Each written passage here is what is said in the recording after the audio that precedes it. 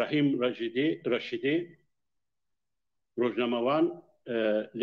لیکتیا دولت آمریکایی USA بشتر ببه او لکرسان تبع روزنامه‌وانه دپرسا راپرین و پشکری دا خودی هلوستن ناو دولتی جنیزیک و تشوپینه بشترین ما بخیر هاتن اون بتوایی چاوکو من گوت ایرو اوا پانلا چارمه د چارچوبا کنفرانسا راپرین و دیاسپورای کرد ما د سه پانلین پیشین ده بابتین جدا مجارین جدا لگل سپور و چالاکوان و سیاست مداران روشا راپرینی و آگاهداری بو پیشروجا راپرینی هر وها دیگل اکادمیسیان و سپوران و پیشروجا آسویا و راپرینی سیاست و هدفین بی ما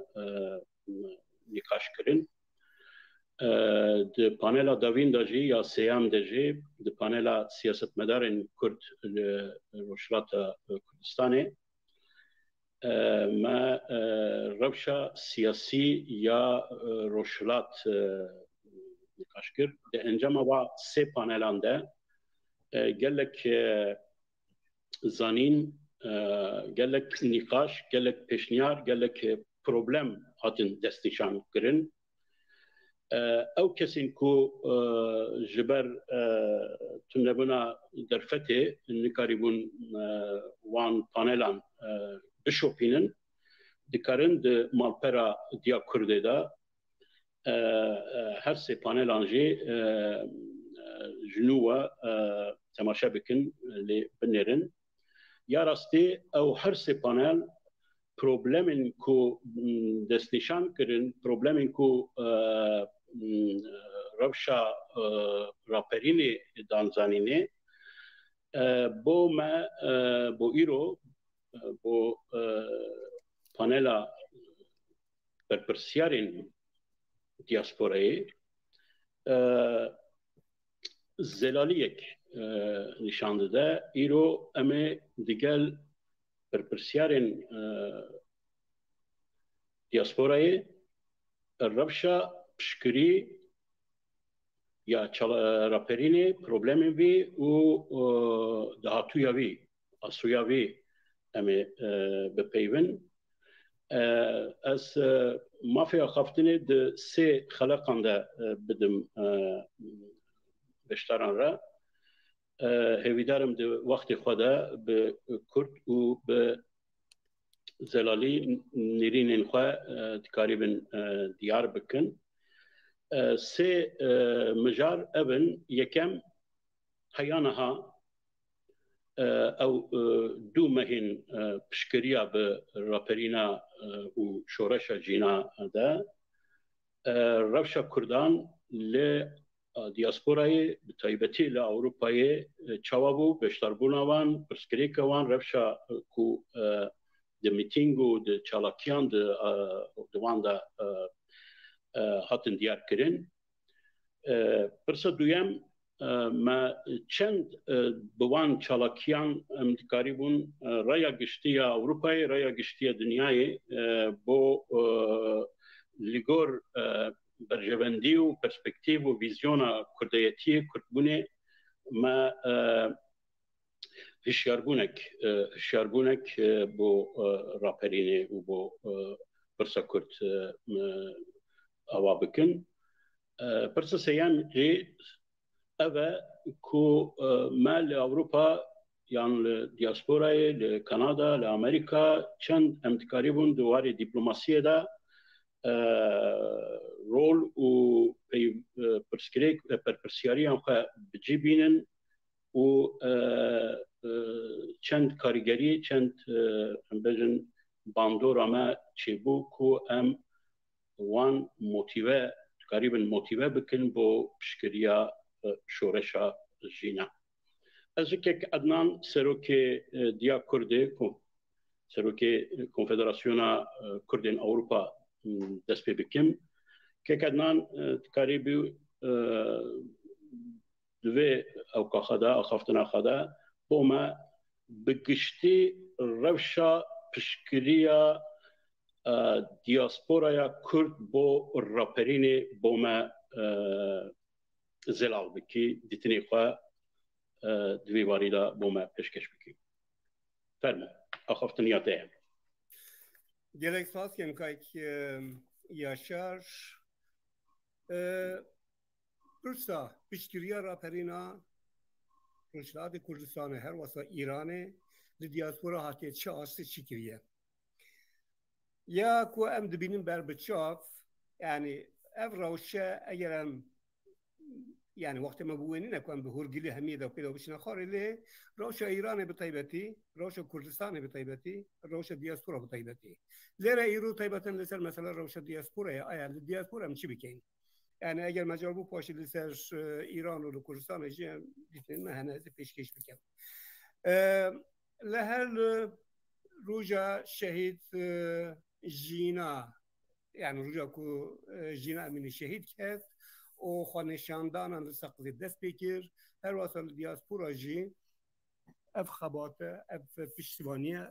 دست بکر لگلک آستان دا لگور ولاتان البته که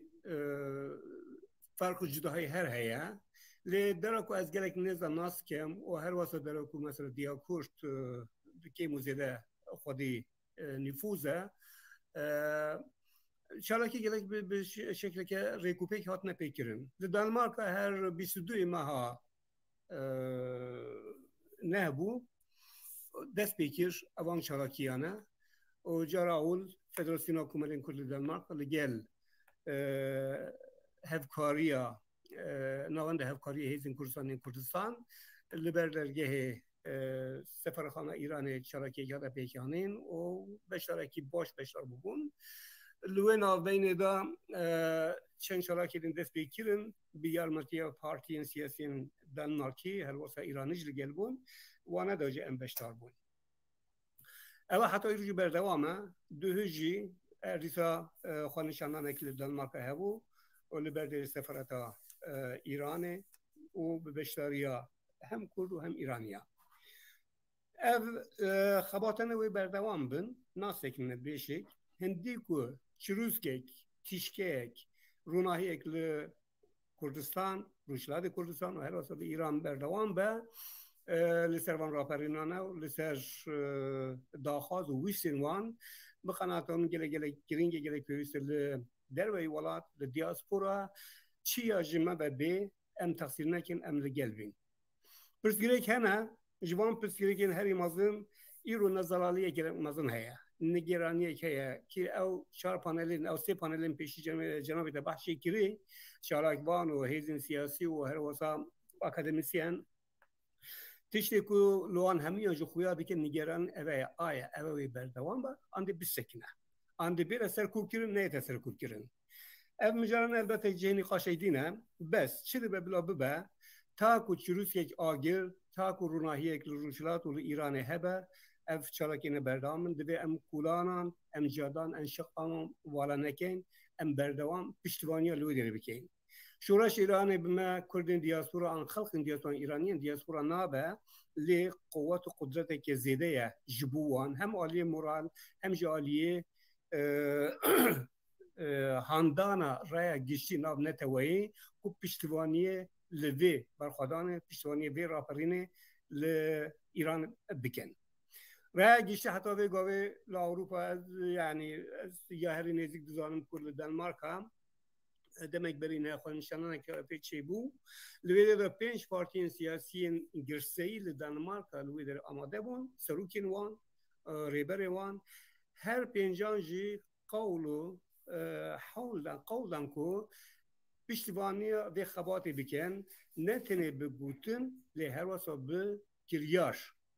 بکریار و عمل پشتیبانی گل ایرانه طيبة بشوانه جل كل رشلات كردستان بكن جبوا ما في جنان جبوا ما في إنسانان جبوا ما في مروان. أول هنا من في آيان كو دمك برنا هالبريني خب بشانه شيبو حشتی هزار انسان بشتار بون بلکه خب این شانه و حاصل أوروبا زوزو پیک ناین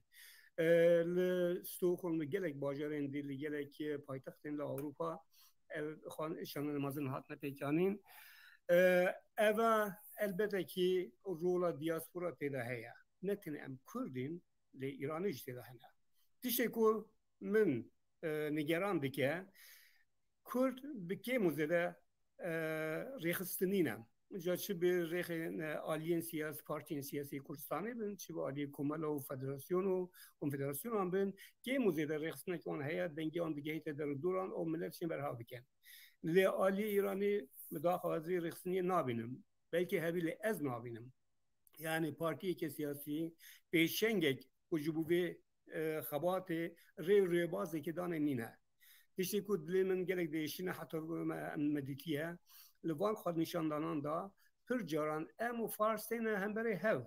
یعنی او آلا کردستانی نرخین کردستانی کردبونه هر وقت قبول نکن بخوا وقت خطر دبینن وقت تهدید دبینن بعد بیشین ام همه ایرانینا ام تبی بحث کرد و عرب و بلوچ و ترکمن و نظام آذریان نکین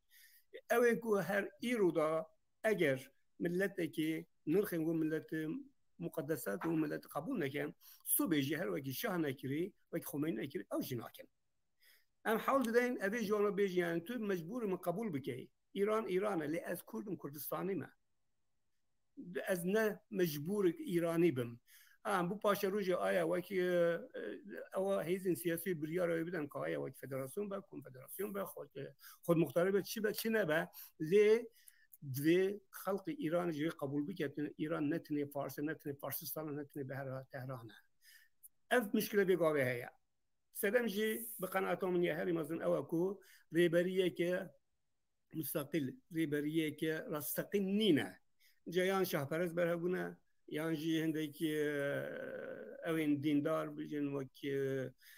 گروه دیندار برهبونه لبو من فرق آوان اوین کوبری اوین پیشی نینه یه کیجی اما باره ما گرانه لحول ما دهر بردوام بن یا هر گرینگ او ام دیپلماسی که خورد بکین لوان نقاشن برین هجهات دیار کرن کلا دیاسپورا رخصتن هنه لکافی نینه راسته کافی نینه لی چی بکن هر کس که مجبور بپرسه از لکی دریم از چی بکن از چه بکن یعنی هر کسی دوسیه که آن ورقه کردن بالملل خوابشته برداره یکی اروپا آن ناتو آنجی یکی آمریکا سناتو آمریکا به و حل نابه دوی ام تحملوه بکن که ام به هفرا حوله کی بدهید یا هری گرینگ دیپلماسی بگاوه یا هری گرینگ پیدا کردن دوستانه یا هر واسه گرینگ او کو اینفورماسیون یک عالی اینفورماسیون جهه باوری جهه ثقه بین بلاف کردن او در دور این که مروف حزن در دور این که ما في مروفان بپارزن در دور که ریز حرمت بوانه هیا جوانا را بیتا او بین اگهدار کردن او بواسطه چالاک بن شورا در جینا یعنی رخصنن دیاسپورا گلکن بگاوه ام برای خودم بکی دهان ناوندین مافی مروفان هنه به دهان کمالین مافی مروفان هنه به نظام چندان فدراسیون و کنفدراسیون هنه لی ام به حوله بدین اگر نه بنشتکی جی لی اون چالاکی کتین اکرن پشتوانی لی بکین نکو بیجن اوه یا فلان کسی ماشیشین پیکتی نه یا ما همویا نه ام همه دوی لبو واریدا زلال بین کس یعنی از وی پرسینا که مانجی وی داخازی کسی که مورد توی بین چترام دوری نخوره چتراته بله هر چتراته به لی اگر چترام آن چتراته خبات یک دست بکر ام پشتوانی لی بکن مل بدینه هف ایرو روشلات کردستانه ایرو ایران ایرو روشلات ناوین پیوستی باشه که ادنان او پرسین ماین امی ده خلقه دویم ده وکن انا ها گلک سپاس دکم بو خفتنی انا ها از مافیا خفتنی بدم بو برس حسین بخشی برپرسیاری انجمنا هماهنگی و نویسکار چالکوانی سیاسی یه لألمانیا. فرمو برس بخشی. گلک سپاس پیشکی رزو سلامه و جناب سان که گشار و بارها من نیلا همو مرزان دکم که لا پیکنانی و برنامه دا دستیان هیا رزو خوشویستیم هیا بو بشداران و بینران و بیسران و هر وها کرنوش دبن بو شهیدانی رگای رزگاری و آزادی بتایبت شهیدانی ام دوانەی شۆڕشی ژینا زۆر بە کورتی من ئەرزان بکەم کە شۆڕشی ژینا لە سێ ڕەهەندەوە بە باوەڕی من یا لە سێ ڕوانگەوە دەکرێت سرنج و بایەخی پێ بدرێت. یەکەم ئەوەی کە ئەم شۆڕشە بە پێشەنگی کوردستان دەستی پێ کرد. دیارە کوردستان لەو بارەوە لە سەرەتای هاتنە سەرکاری کۆماری ئیسلامی پێشتریش هەرواتر هەر پێشەنگ بووە، چون لە ڕۆژی ئەوڵەوە هەموو لایەک دەزان کوردستان نایەکی گەورەی بە سەراپای سیستمی کۆماری ئیسلامی کردۆ و لەگەڵ ئەم سیستەمە هەمیشە دژایەتی هەبوو و نالێک بووە. ئەم شۆڕشی ژینا کە لەواخەدا ئەوڕۆ ڕێک دەکەوێتە ینی پێ دەنێتە سێ مانگ دوو مانجی تێپەڕ کردووە بەهۆی ئەوەی کە شۆڕشێکی بۆتە شۆڕشێکی سەراسەری و هەروەها هەر ئاماژەم پێ کرد مەسەلەی ئەوەی کە لە کوردستانەوە دەستی پێ کردو و پێشەنگایەتی کوردستان دروشمەکانی ئەو شۆڕشە لەگەڵ شۆڕشەکانی پێشوو یا لەگەڵ ڕاپەڕینەکانی پێشوو جیاوازیان یەکجار زۆرەوە کولی سیستمی کۆماری ئیسلامی کردوتە ئامانج و نیشانە. یەکێک لە ڕەهەندەکانی تر کە زۆر گرنگە ئەویش بەردەوامی ئەو شۆڕشەیە ئەو ڕاپەڕینەیە کە من هیوادارم ئەو بەردەوام بوونا کە دەبتە هۆی ماندووکردن و ئینشقاقستندنی و خێزەکانی خودی کۆماری ئیسلامی بۆ ئەوەی کە کەمتر بتوان سەرکوب بکەن هەرچی زووتر ئەمە شایدی سەرکەوتنی ئەو شۆڕشە بین و ڕوخانی حکوومەتی ئیسلامی ئێران. ئەوەی کە پەیوەندی بە مەسئلەی دیاسپۆراوە بێ هەتا ئێستا ینی لە سەرەتای دەستپێکردنی ئەو شۆڕشەوە شۆڕشی ژیناوە حقیقەتەن دیاسپۆرا کەمی نەهێناوە و لە مەیداندا بووە. هەر لە ڕۆژەکانی ئەوڵەوە لە هەموو پێتەختەکانی جیهان بەتایبەت لە شار و لە شارە گەورەکانی ئەوروپاش لە پێتەختەکانی دیاسپۆرای کورد توانی بە هانای ئەو شۆڕشەوە بچێ و کۆمەڵانی خەڵکی دەرەوە سرنجی کۆمەڵانی خەڵکی دەرەوە بۆ لای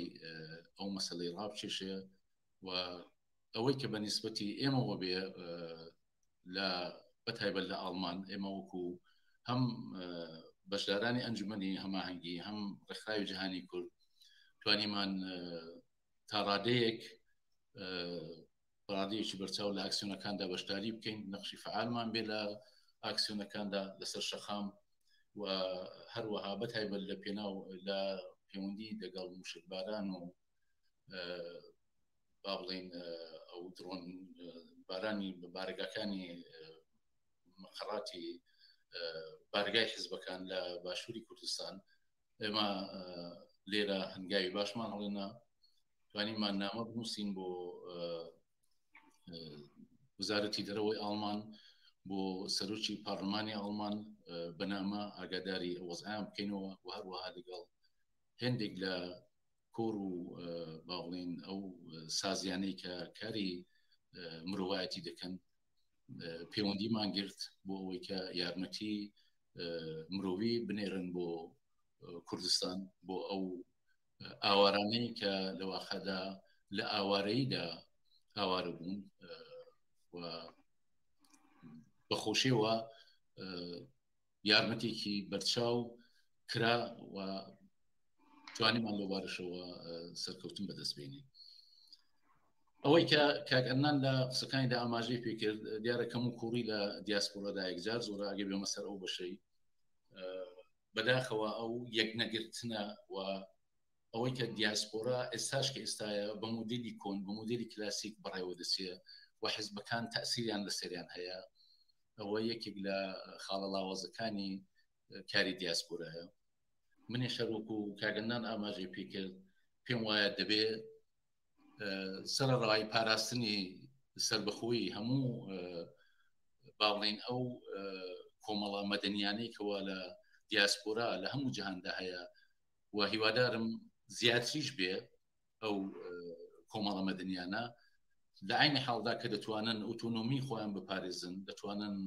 خودمختاری خۆیان بپارێزن بەڵام پێویستە هەموو لەژێر چەترێکی کۆبنەوە و بتوانن تعبیر لە مافی نەتەوایەتیمان بکەن لە دەرەوەی وڵات و ببنە وتەبێژی نەتەوەکەمان هەم بتوانن کاری دیپلۆماسی بە شێوەیەکی ڕێکوپێک بەرنە پێشێ هەم ئەوەی کە دنیای دەرەوە حسابێکی بۆ بکاتەوە کە ئێمە وەکو نەتەوەیەک بتوانین دەنجی حەقخوازانەی خۆمان بە کۆڕ و کۆمەڵانی دەرەوە و بە دەسەڵاتدارانی دەرەوە ڕابگەێنی. من زیاتر لەوە جارێ وەختان ناگرم زۆر سپاس و وەختێکی تر ئەگەر قسەکات gelek spas dikim bu axaftina we xeleqa din de em dîsa mafê axaftinê bidin bo cenabê te gelek spas dikim ew pirsgirêkin gelşeyên ku cenabê te destnîşan kir em ê li ser wan jî bipeyvin. Aniha ez fam dikim tê digihîm ku Şehla Xan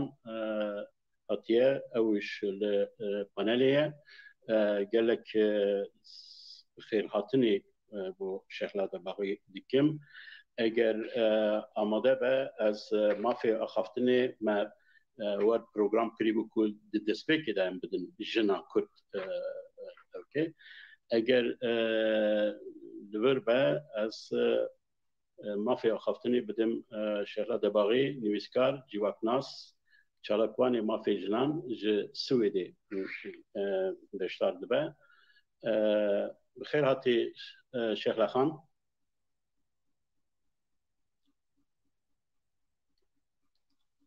Denkê ye?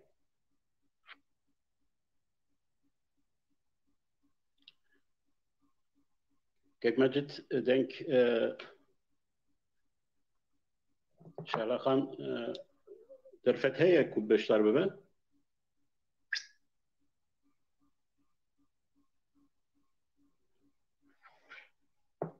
Diyare pirsgirêkekeye paşê em lê ketiye hêvîdarim carekê din bi girêdanê xwe zindî bike. Heta Şehla Xan hat em ez dixwazim mafê axaftinê bidim bo Doktor Alî Mazûçî nûnerê navenda neteweyî ya Rojhilatê Kurdistan li Awstriyayê Österîşê hemîn pirs bo cenabê te kek Alî Mazûçî xêr hatî û cenabê te ta êste ewa ji 2 mahîn zêdetir e êdî diaspora çawa ku birêz Bexşî destnîşan kir diaspora li meydana ye li kolana ye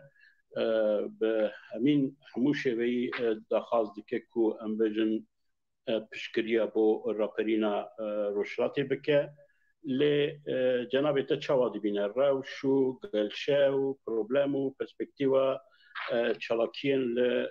diasporayê çawa ye li gor ve. Fermo. سپاس بۆ ئێوە و سپاس بۆ هەمووی بینەرانی بەرنامەکەتان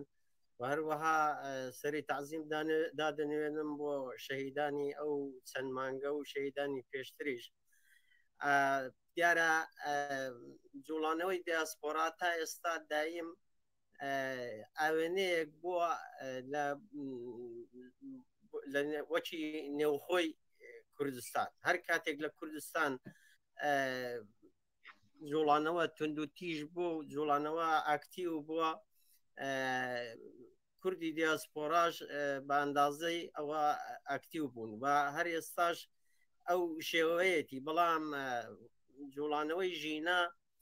گروتینی پترا هەر ژینا بۆ خۆی بە ناوی زیندوو بوونەوەیە بە ناوی ڕەنسانسە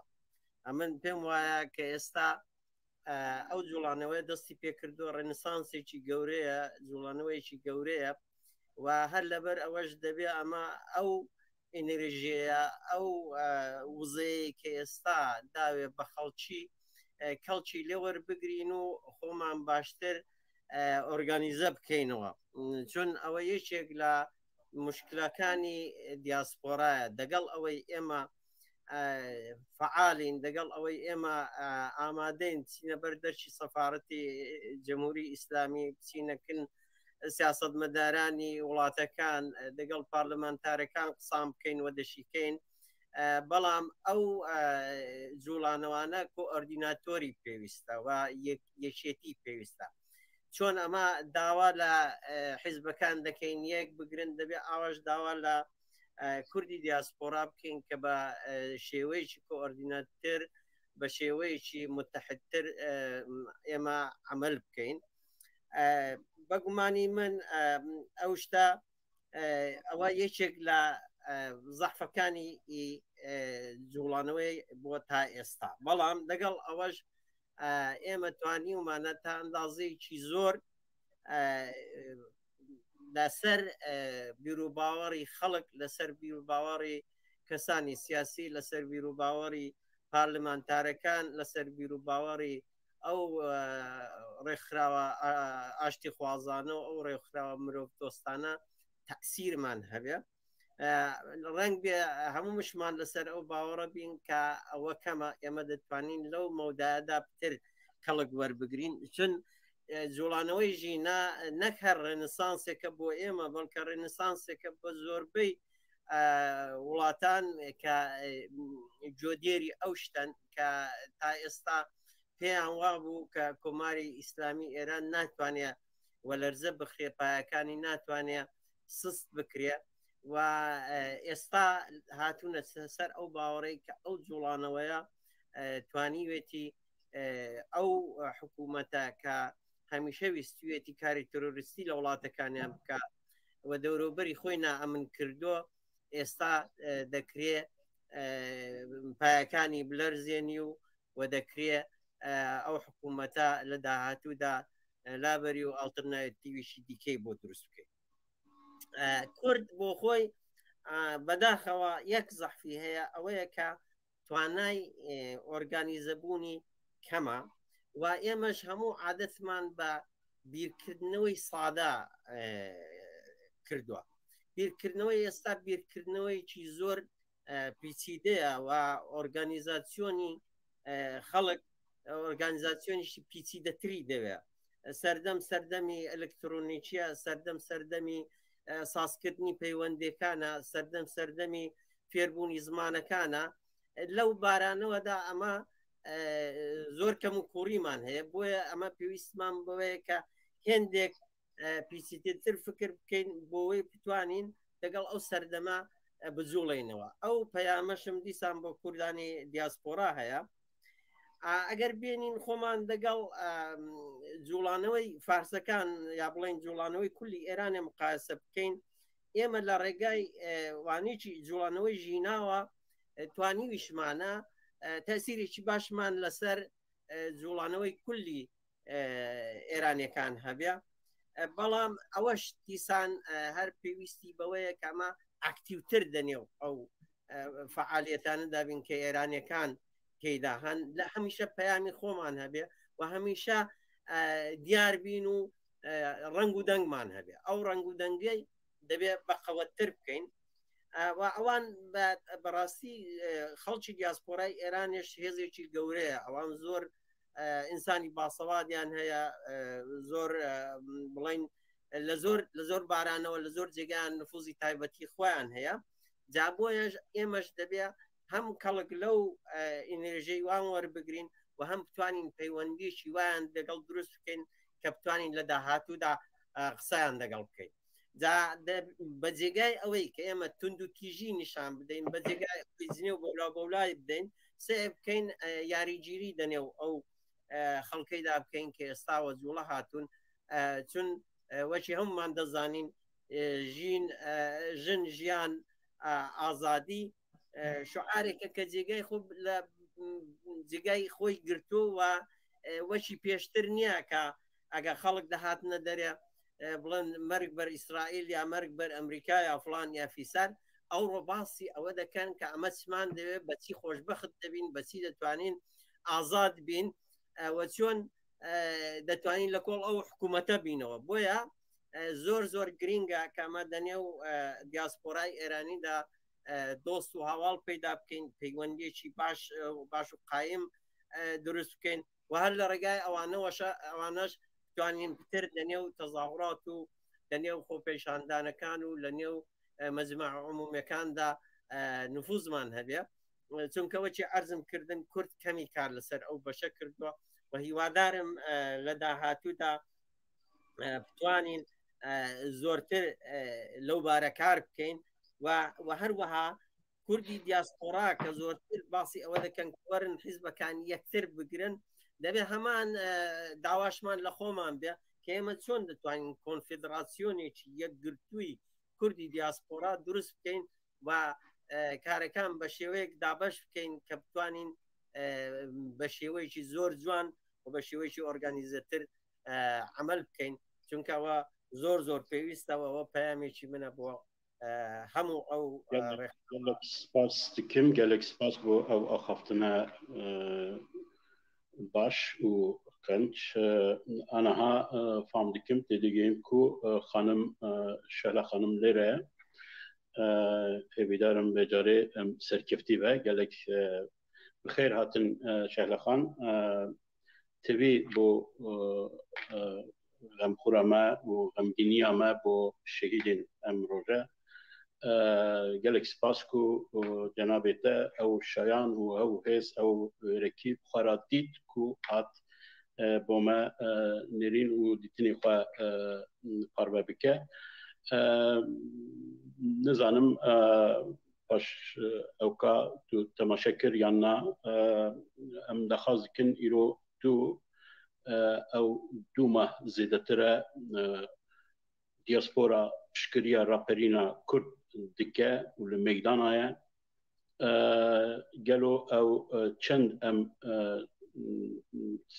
divê warî de serketîne rezervên diaspora wekê din çi ne çi dikarin bikin problem rewş û pirsgirêkên diasporayê divê warî de çi ye bi cenabê te çawa bîro borçîne te em ê bo vê pirsê dixwazim bigirim fermo axaftin ya te vêrê silaw لە شەهیدانی جوڵانەوەی ژن ژیان ئازادی وێرای سلااو لە شەهیدانی ئەم چەند ڕۆژە کە کوردستان بە شێوەیەکی زۆر شۆڕژگێرانە هاتوۆتە مەیدان و بەداخەوە ئەگەر چاو لێ بکەین دەبینین ڕادەی شەهیدانی کوردستان یەکجار لەسەرەیە ئەوەی کە مهمە ئەوەیە کە جوڵانەوەی ژن ژیان ئازادی جوڵانەوەیەکی ڕەوایە جوڵانەوەیەکە کە لە پرۆسەیەکی مێژووییدا لە شۆڕشەکانی گەورەی کۆمەلگای ئینسانیدا گەیشتۆتە لوتکەی خۆی ئەگە بەراوردێکی بکەین لەگەڵ شۆڕشی فەرانسە شۆڕشی مەزنی فەرانسا کە لەو دەودا مافی بەرابەری و یەکسانی ئینسانەکان هاتە گۆڕێ و ئازادی لێرەدا دەبینین ئەو جارەکانە بەڕوانگەیەکی ژنانە لە 200 ساڵ ژن لەو حقوقی کە دەبێت لە کۆمەلگای ئینسانیدا ئەو جۆرەی کە دەبێ هەیبێ دەبینین لە کۆمەلگایەکی وەکو حاکمیەتی ژێردەستی جمهوری ئیسلامیدا ژن ئەوەی نییە لە ماوەی 43 ساڵدا زۆر کێشە کۆبۆتەوە وەکو برینێکی قوڵ وەکو برینێکی پڕ لە چڵک وای لە هاتووە لەو کۆمەلگایەدا کۆمەلگای کوردی ڕۆژهەڵات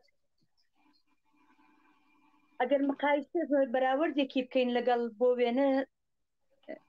کاران دەبینین کۆمەلگای کوردی کوردستان ڕۆژهەڵاتی کوردستان لەو پەڕی فەقر و زوڵم و ستەمێکە کە کۆماری ئیسلامی لێی دەکات وتارێکی بەڕێز ئابووریناز دکتۆر موحتسەمی تاتایی هەیە کە پارەکانە ئێمە لە گۆواری تیشکدا بڵاومان کردەوە دەو گۆوارەیدا ئەو دەچێتە سەر خودی ئەو ئامارانەی کە لە ئێران وەریگرتووە لە خودی دەوڵەتی ئێرانێ لەسەر لاپەڕەکانی هێناوێتی دەوێدا نیشان دەدا کە کۆمەلگای کوردستان کۆمەلگایەکی جوانە کۆمەلگایەکی تەحسیلکردەیە بەڵام فەقر و زوڵمێکی کە لە کۆمەلگای کوردی دەکردرێ بە نیسبەتی باقی ئێران یەکجار لەسەرترە ئەو هەر بە بنا بەو ئامارانی کە لە خودی کۆماری ئیسلامی هێناوێتی ئێمە دەبینین ئێستا لەگەڵ شۆڕشێکی زۆر بەرین ڕوبەڕووین ئەو شۆڕشە تەنیا مەسئلەکەی حیجاب نییە تەنیا مەسئلەکەی فقط ئەو کێشانە نییە کە 43 ساڵە زوڵمی چەند قات لە ژن کراوە بەڵکو کێشەکانی زۆر لەوەی قوڵترە کێشەی ئابووریە کێشەی ئەوەی کات بۆ چاپی کتێبێکی ئەتۆ دەبێ وەزارەتی ئێرشاد ئیجازەت پێ بدا دەوڵەتی فارس دەوڵەتی ئێران وەکو کۆلۆنیەکی چاو لە کورد دەکات کورد بە هەمومانە تێئۆریکەکەیەوە کۆلۆنیەکە کە لەژێر سیستمێکی کۆلۆنیالیستیدا ئێستا دەژی ئەمە دێنین ئێستا دەبینین کە خەڵک هەستاوە خەڵک ئامادەیە لە شەقامەکان منداڵەکانی خۆی پێشکەش بکە بابەکان دایکەکان ڕۆژانە لەسەر گۆڕی منداڵەکانیان لە خۆ پێشاندانەکاندا دەڵێن ئێمە ئەو منداڵانەی خۆمان پێشکەشی نیشتمان دەکەین کام نیشتمان ئەو نیشتمانەی کە کۆلۆنی کراوە ئەو نیشتمانەی کە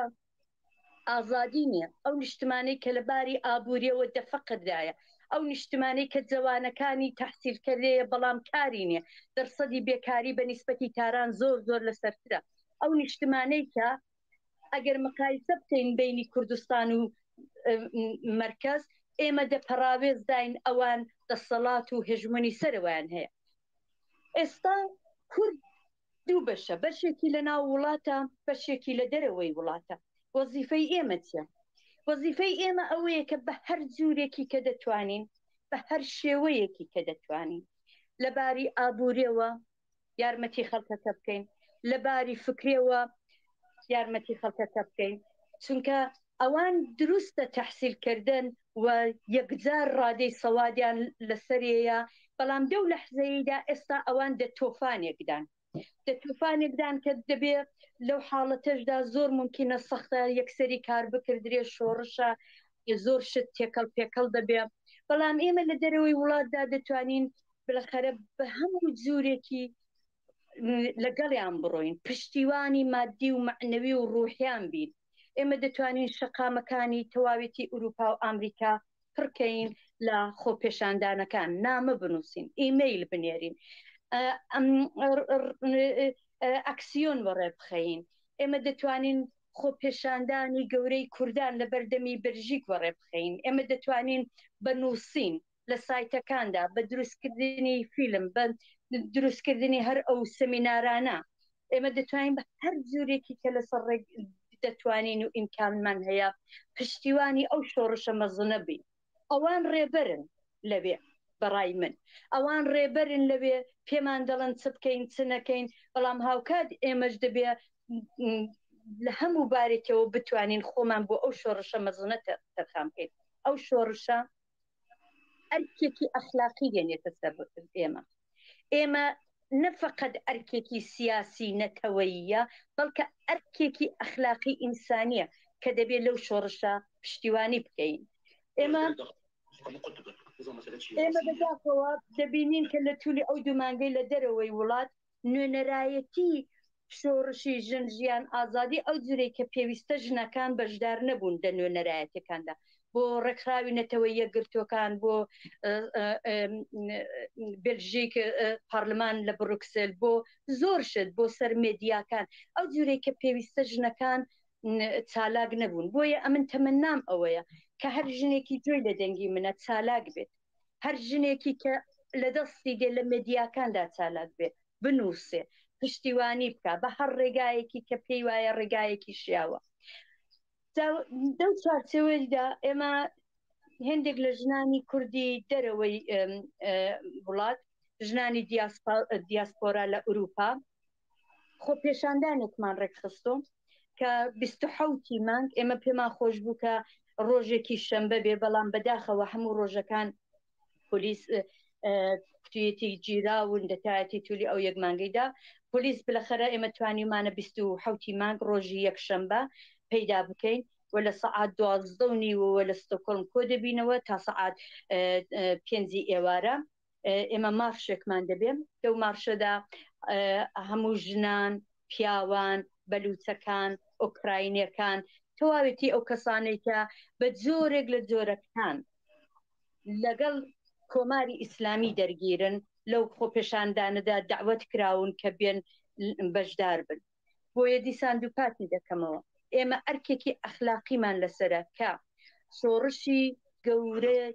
ژینا شۆڕشی گەورەی ژنجیان ئازادی ئەو ڕەنێسانسە فکری کە ئێستا دە دنیادا کاریگەری هەبووە و تەواوێتی فیلسوفەکانی دنیاە مامۆستاکانی زانکۆ دە دنیادا چاویان لەسەرێتی و بە ناوی ڕۆنسانسێک باسی دەکەن هەمومان بە هەر جورێکی کە دەتوانین پشتی بگرین سپاستان دەکەم gelek spas dikim Sexlekan bu axaftına birêz û gelek hêja anaha mafê axaftinê dexwaz dikim bidim bo birêz İbrahim Cihangirî nivîskar çalakwanî siyasî ji Kanada beşdar dibe kek İbrahim hemîn pirsyar bo cenabtan yani rewşa xebat û xwepêşandan piştgirî yên li Kanada ya li Amerîka wanî behs bikî çi astê de ye çi alozî heye çi problem heye pêşniyarê te bo berfirehtirkirina û berdewamiya piştgirî ya diasporayê çi ye pêşniyarên te çi ne û mafê axaftinê li gel cenabtan سپاس دەکەم هاوڕێیان سڵاو و ڕێزم هەیە و کڕنۆش دەبەم بۆ شەهیدانی ڕاپەڕین و شۆڕشی ژینا بە تایبەتی شەهیدانی ئەو دوایانە کە لە ماوەی 24 کاتژمێردا دە ئینسان دە ڕۆڵەی کورد دە کوڕی کورد جانم بەختی ڕێگای ئازادی کرد من دێمە سەر ڕاستەوخۆ ئەرک و وەزیفەکانی چالاکی مرۆڤی سیاسی چالاکی سیاسی کورد لە دەرەوەی وڵات لە دیاسپۆرا با بێمە سەر و باسە کە چالاکیەکان لێرە چۆنە چالاکیەکان لێرە لە سەرتاوە لێرە دوو ئۆرگانیزاسیۆنمان هەیە ئێستا یەکیان ماڵی کووردە ئەوی دیکەیان ناوەندی هاوکاری حیزبەکانی ڕۆژهەڵاتی کوردستانن وەکو ئەمن باز لە مەجموعەی کوردی دەکەم کە توانیوانە تا ئێستا لەو ماوەیەدا کەم و زۆر خەڵک لە دەوری بانگاوازەکانی خۆیان کۆکەنەوە و بتوانن ئاکسیۆنە گۆڕێ بخەن خۆ پێشاندانە گۆڕێ بخەن جا چ بەگوێ چ دەگەڵ ئێرانەکان بە خۆشحاڵیەوە لێرە بە هەوڵ و هیمەتی هەموو لایەک تواندرا ماڵی کورد و ناوەندی هاوکاری حیزبەکانی ڕۆژهەڵاتی کوردستان لە حاڵەتێکی یەکگرتوودا کۆ بکرێنەوە و پێکەوە لەوە بدووە بەرنمەکان بەڕێوە برن پێکەوە هاوکاری بکەن و پێکەوە بتوانن خۆپیشاندانەکان ڕێک بخەن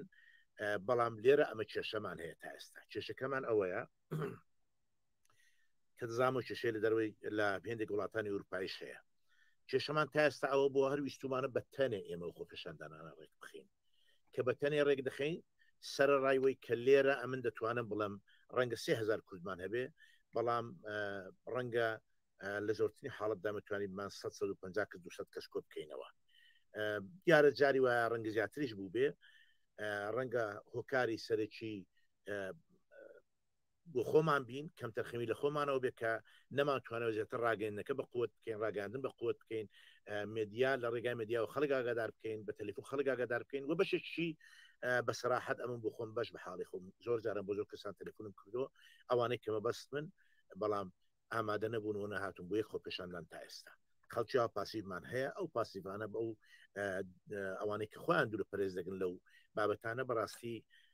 بۆ من زۆر جێگای پرسیارە بە تایبەتی کەسانی چالاکن کە لە پێشدا لە حزب کوردستانەکاندا بوون لە حزبەکانی ڕۆژهەڵاتی کوردستاندا بوون بەرپرسایەتیان هەبوو بەڵام لێرە بچووکترین حرەکەتیان نییە بچووکترین هاوکاریان نێ و لە هیچ خۆپێشاندانێکدا تا ئێستا ئەمن نەمدیون نازانم ڕادیان نامەوێت بڵم چەند و زۆر و کەمیان بەڵام بەهرەحاڵ کەسانی دیاری ئاوامان هەن دێمە سەر بابەتی چالاک چۆن دەتوانین چالاکیەکانمان لە دەرەوەی بەڵادێک بخین هاوڕیان دووشە زۆر گرنگە یەکیان یەکگرتوویی دووەمەن ڕێکخستن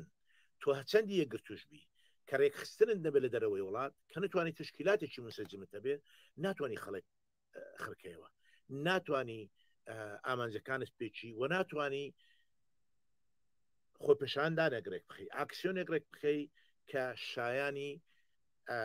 ئەو هەموو قوربانیدانە بکە لە نێوخۆی ڕۆژهەڵاتی کوردستاندا دەبینین کە شایانی ئازایەتی بێ کە کچان و کوڕان لە ڕۆژهەڵاتی کوردستان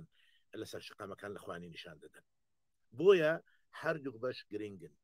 یەکگرتن و ڕێکخستن بۆەوەی ئەمن پێشنیارێکی زۆر وازەحمە هەیە هاوڕێیان لە ڕۆژهەڵاتی کوردستان ئێستا یەک ڕێکخستنمان هەیە ئەویش ناوەندی هاوکاری حزبەکانی ڕۆژهەڵاتی کوردستانە هەموو ئەوانەی من دەناسن دەزانم من لە پێشدا دەگەڵ حزبی دموکرات بوو بەڵام ماوەیەکی زۆرە من ئێستا ئەندامی هیچ بگنیم بۆ چالاکم وەک چالێکی سیاسی سەر بەخۆکار دەکەم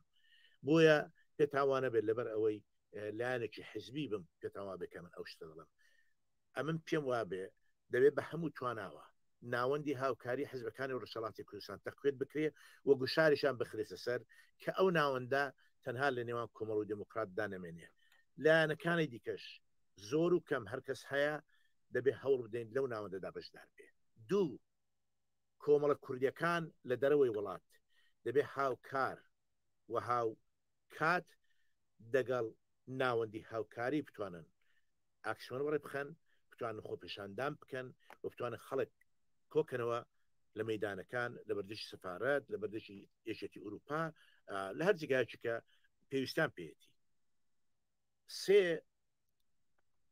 دەمەوێت ئاژە بە نوکتەیەک کە منەوە ڕۆژانە لە یەکێک لە وڵاتانی ئوروپایی دەتن دۆستان زۆر بە خۆشحاڵیەوە باسییان دەکرد کە ئێمە دەگەڵ سەرکان کشاینەوە لە مجاهیدەکان کشاینەوە لە تێنووی خاکان کشاینەوە بە تاقیدنە سەر بەخۆ بخۆمان کۆبوونەوە دەکەین هاوڕیان هەڵەیەکێک زۆر گەورەیە ئێمە لە مەقطەی ئێستادا استراتیژی کورد و استراتیژی هەموو ئەوانەی کە جی جمهوری ئیسلامی ڕوخانی و ڕژیمەیە هەر کۆبوونەوەیەک پێک دێ بە بڕوای من کوردەکان دەبێت تێکەڵی بن دەبێت بانگاواز بدەن و پشتیوانی لەو کۆبوونەوە بکەن کە سەتەنەت تەڵەب پێشی دێنێ کە حەمید ئیسماعیل لێرە لە کانەدا پێشی دێنێ کە هەر لایەنێکی دیکە لە دەرەوەی وڵات پێشی دێنێ پشتیوانی لە ئامانجی ڕێکخەرەکان تا ئەو ڕادەیە دەکرێت کە تۆ لەو دروشمانەی کاو بەشی توێ بەشداری دەکەی تۆ بۆ ڕوخانی ڕژیم بەشداری و ئاکسیۆنە دەکەی بۆیە ئەمن پێمای بەشتە زۆر گرنگە بەتەنێ ئێمە دەنگمانە و دەنگەنێ لە چاو ئێرانەکان بەڕاستی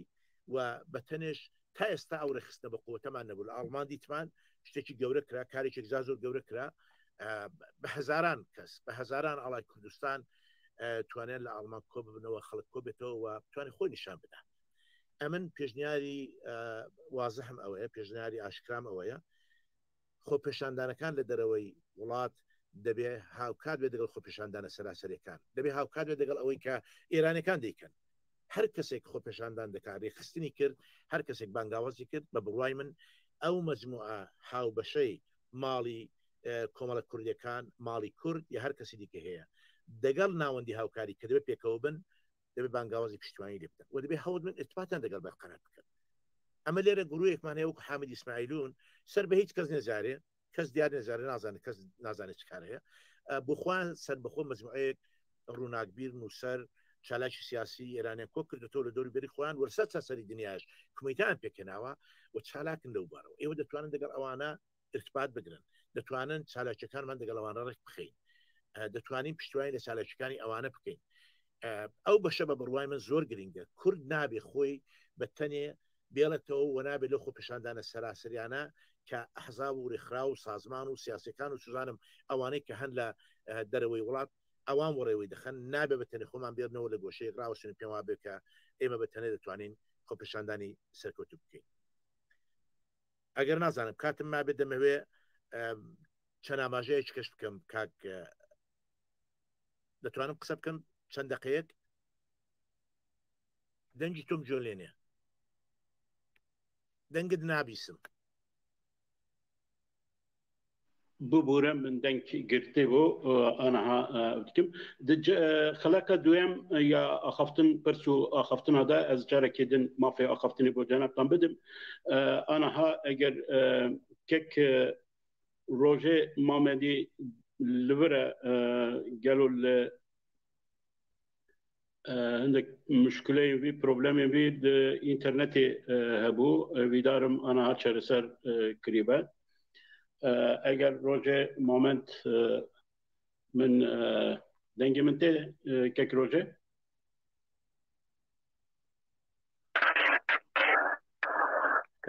ڕۆژێ دەنگی من دەبێت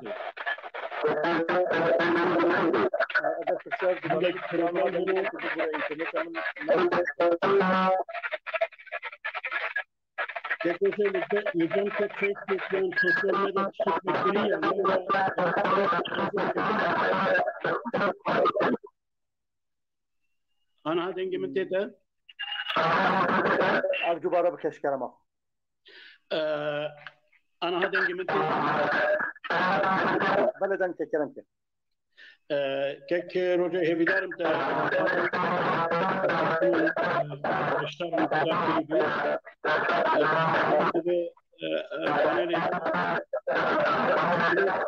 وجبو الدياسبورا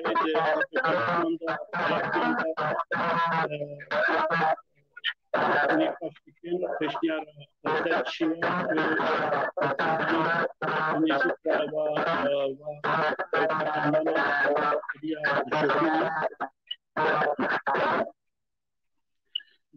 denk Hollande der denk Hollande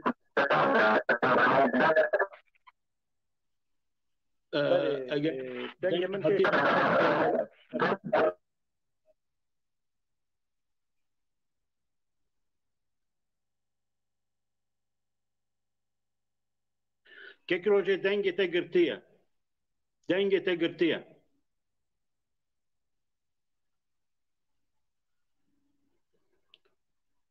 كيك روجي دنجي تقرتيه دنج بك دنج دنج بكري انه فرمو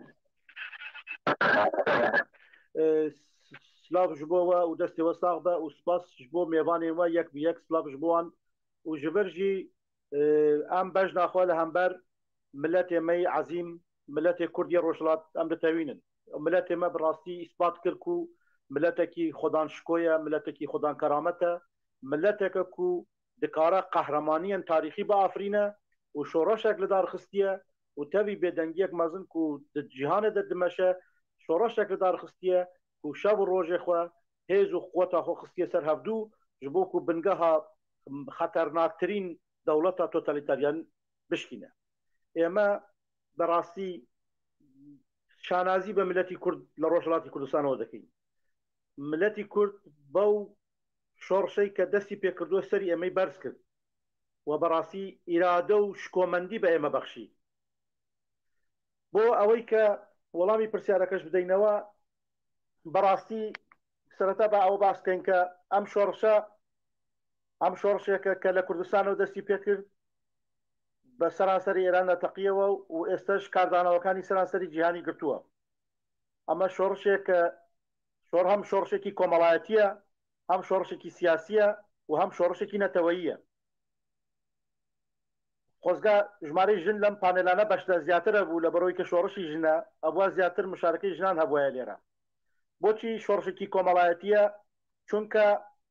هەم بەشداری ژنان ینی بەشداری بزوتنەوە کۆمەڵاتیەکان بەشداری ژنان بەشداری جوانان بەشداری خوێندکاران بەشداری کرێکاران و بەشداری هەموو سنف و چینە جۆربەجێرەکانی کۆمەلگا کردوێتی بە شۆڕشێکی کۆمەڵایەتی بەرین. شۆڕشێکی سیاسیە چونکە گۆڕانکاریکی دیموکراتیک پێویستە، داوای گۆڕانکاریکی دیموکراتی ئەکات، داوای گۆڕینی ڕژێمی تۆتالیتاریانیستی کۆماری ئیسلامی ئەکات و شۆڕشێکە کە ئیرادەی کورد و هەموو گەلان لە ئێران یەکی گرتووە. شۆڕشێکی نەتەوەیە چونکو کورد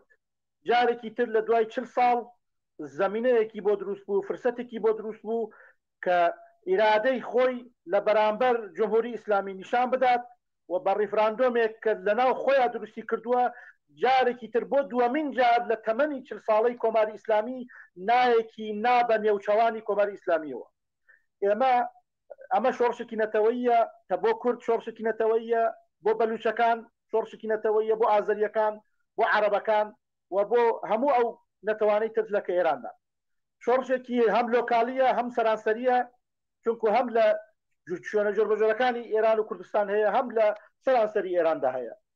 ئێستا بەڕاستی لە سێ نقطە لەسەر سێ ناوەند ئەم شۆڕشە کاریگەری خۆی داناوە. ناوەندی یەکەم ناوخۆی کوردستانە کە تەشەنەی کردووە بە ناو هەموو ئێرانیش. ناوەندی دووەم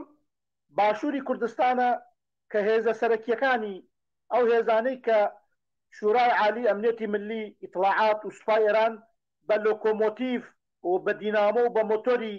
ئەم شۆڕشەی دەزانن کە بەردەوام بۆشەکبارانیان دەکات، درۆنبارانیان دەکات و بەرداوان دەیانکاتە هەدەف و جمهوری ئیسلامی جوان تێگەیشتووە کێ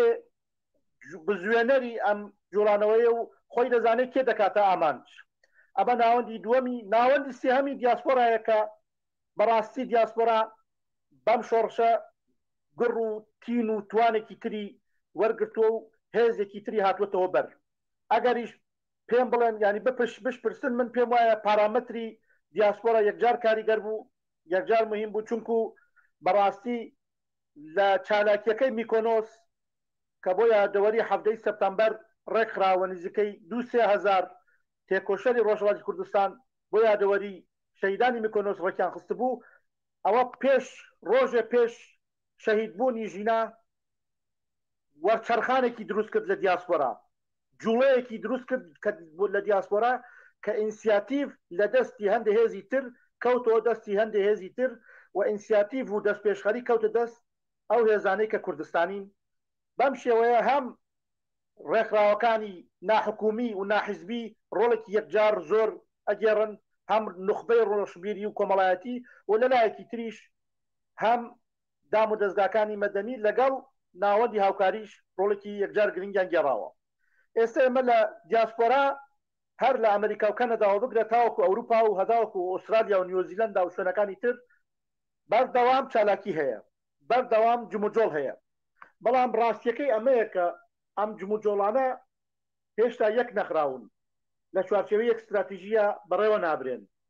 و ئەمەش گرفتێکە کەم و کوڕیەکە کە ئێمە دیاسپۆرای ئێمە لەگەری بەرەورویە. بەداخەوە ئێستا چەند دەستگایەکی سەرەکیمان هەیە لە دیاسپۆرا کە دەمێکە هەمووی لایەنەکان داوای ئەوە کەن چەترێکی هاوبەش دروست ببێ، هەتا ئێستا دروست نەبووە. لێرە ئەوە بەڕێزان کاک عەدنان ئاغاجان و بەڕێز کاک حوسێن بەخشیش ئامادەن، ئێمە پێشنیارەکەین هەتا زووە پشتگیریەکی باشتر بۆ ڕۆژهەڵات دەستەبەر بکەین تا ڕادەیەک مشارەکەتی هاوڵاتیانی کوردستانی پارچەکانی تر بۆ پشتگیری ڕۆژهەڵاتی کوردستان کەمە و بەڕاستی ئەمەش ئێشێکی دروست کردووە کە شایان و شایستەی ئەو شۆڕشە گەورەیە نییە بۆ ئەوەی کە مشارەکەت و بەشداربوونی خەڵکی پارچەکانی تری کوردستان زیاتر ببێ. بەڕاستی دەستگاکان ئەبێ ڕۆڵی خۆیان بگەڕن، چێ ئەنجومەنی هەماهەنگی بێت، چ دیا کورد بێت، چ کۆنفەدراسیۆنی ڕەوەندی کورد بێت، چ دام و دەستگاکانی تر کە کار دەکەن پێویست هەیە کە چەترێکی هاوبەش دروست بکەن. چەترێکی هاوبەش دروست ببێت، ئێمە پێ ئەچێ ئەم شۆڕشە درێژ بخایەنێت، پێ ئەشێ پرۆسەیەکی 3 ساڵەی بوێت. لە ئەم 3 ساڵە ڕۆڵی دیاسپۆرا یەکلاکەرەوەیە، چۆن وتمان ڕۆڵێکی ناوخۆی کوردستانە، ڕۆڵێکی ئەو هێزانن کە لە باشووری کوردستان هەن، ڕۆڵێکی سەرەکیشی دیاسپۆرایە. بۆی کە دیاسپۆرا بە شێوەیەکی استراتیژی 1 لاکەرەوە ببێتە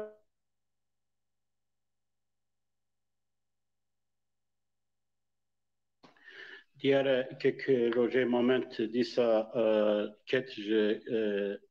گریدانی وی لینک دما هات امی جاره کدن بشتر ببه gelek spas dikim ji bo vê turê ji bo vê xelaqê hindek problem zelal bûn ki piştgiriya raperînê de çi di xwepêşandanên de çi problem hebûn kek Adnan Agacan got ku pirsgirêkek heye ku gelo mirov ev dikin li diasporayê ew راپرین و بردوام بکه آنها اوا رولکی د موتیواسیونی دلیزه رولکی کو امبیجن هندک فکاریوان و هبه لسر راپرینی هر سه پانلین پیشین این کو کنفرانس آمده چه بون بشترین کو دور دا نقاش و هلبس و نرین خواه گوتن و او راپرینا کو بتایبتی دو و ایروش دا نشان کرن کو ببریارداری و بردوان به روشتنه کو راپرین شهیدا ناده روشتنه کو بگرسهی بربلافتر نابه همو آماره نشان دادن که راپرین و بردوام بکه و باندورا وی کارگریه وی و هر دچه و کوملگه ترده به جواکی ترده به لورا دیاسپورا جی دوید گریدانا به ام هنداوی خواه جنوه حساب خواه بکه بو پیش روژه و کار کوردینه کرنا کار و خباتا دیاسپورایی دویم پروبلم یاکو هر سه پانلان ده جهاتی بو دیار کرن دوی پانلی ده جه بشتار لسروی دست نشان کرن پروبلما کرد و فارسان ایرانی دخواست دکن نرماله پولیتیکا بوی شویه دخواست دکن که هگمونیا و خپشاندانان و پشکریان بخن دست خواه دکاریبن حکم خواه بکن او نتوه پروریا فارسی ور بکه که نوروکا و پشکریان دیار بکه دووردا بگومانه دناو دیاسپورای دا دو نرین هنه یکم اوه کو طبیب وی کرد پیوسته ده دیگل دروشمن جینا آزادی و به سمبولا جینا دوان خپشاندانان ده دوان پشکریان ده بشتار ببن دویم هلوست اوه کو کرد سربخواه جه ایرانیان جداتر او بکن لورا خطری و فشار او که خطری و ریسکه کو امبیجن ناوروکا و خپشاندانان و پشکریان جه ناوروکا خواه نتوی و نشتمانی یا کرد درکوه بیامن تشتی کو دوان نقاشانده دوان پانلانده ام گیهان حکمکی نیرینه که اوه کو کرد دیاسپورای بگرسهی به سمبول خوی نتوی آماده بن زیده تر آماده بن که دا کو ایرانی نکاری بن و خواپیشاندانا بخن دستی خواه یا راستی اما لدیاسپورای در فتا ما هیا موبیلیزاسیون دکاره سفربری لدیاسپورای دکاره زیده تر به لوراجی اخافتنن بوی آوائی فورمن بوی آوائی زور گرینگن که دیگل دیاسپورای ناو دیاسپورای دا لسر راپرینی هر و هر وره اخافتن دا که پشمندیه که هستیاریه که هشیاربونه که دناب دیاسپورای دا چه ببه پروبلما سیم یکو هید پانلا یکم دا هاتی بو دیار کرن او یارمتیا مرووی بو راپرین جعالی دیاسپورا گلک بریندار هنه گلک بریندار هنن کو نکارن نتوانن بچن نخاشخانه رسمی بو جراحی بو درمان کرنه لورا دیاسپورا گرینگترین تش بلکی جی بو پشکریا راپرینه غیری یعنی ارگانیزه کرنا خوپشاندانان دواره یارمتیا مرووی دا اوکو چارین درمان کرنا یا برینداران پیدا بکه ده همین تش بو گرتین چالاکبانان نه دگور راپورا هنگاوه نزدیک 4000 گرتین کرد چالاکبانان کرد هنه جوان تنه ام 905 کس ناویوان دزانن لکونه دزانن لی اوین ماین ایروژی حتی نها نای زانن چه سرپیهاتی آوان چیه چه به جوان هاتیه اویش پروبلمه که کو دوی دیاسپورا دوان فورمین خواهی پشکری و اوکاخاده دوی او بکه دوی لسر بسکنه و هلوستک و مداخله که بکه بگمانه از آن حال ورده دخینم و جارک تایبتی جنن کرد او دکن که دوی پانلی دا چواکو که روژه مومنتی دیار کرد جن تنیه فقط ام بجن شهلا خان بشتر بو لی ده پانلا یکم دا جن زیده تر بون راستی جن دوی زیده تر با یک جز سدمن کو جعالی کردان و بلکی هستیاریه کشیاریه که او قصد بلند نینه بو او که یا راستی بلکی جی گریدایی بوی مسئله کو او شورش جنایه شورش لهمبر پیاف سالاریه و دوی نیج بیرکرین کو جوات همجی حیاجیه که جواته که پیاف سالاریه او لورا شورش جنا دبکو بلکی او قصد ناو کردان ده به تایبتی ده پرچین اندن ده او قصد پشکری جیرا نهاته دیار کردن هندک پروبلم اندن جهنه لی از نخوازم زیدتر او بکم لورا دوی از پر ساقایا دویم بو بشتران بکم یا راستی اوا پرسکریکا بهتر جبو ناو کرد بو ناو جواکن کرد یلی دیاسپورای بون گلو ام لگور دیسکورسا گوتارا کردی چند ام دکارن حتی نها مکاریه که رای گشتی اوروپا و دیپلوماسیا ناو دولتیا دنیای دموکراتیک دا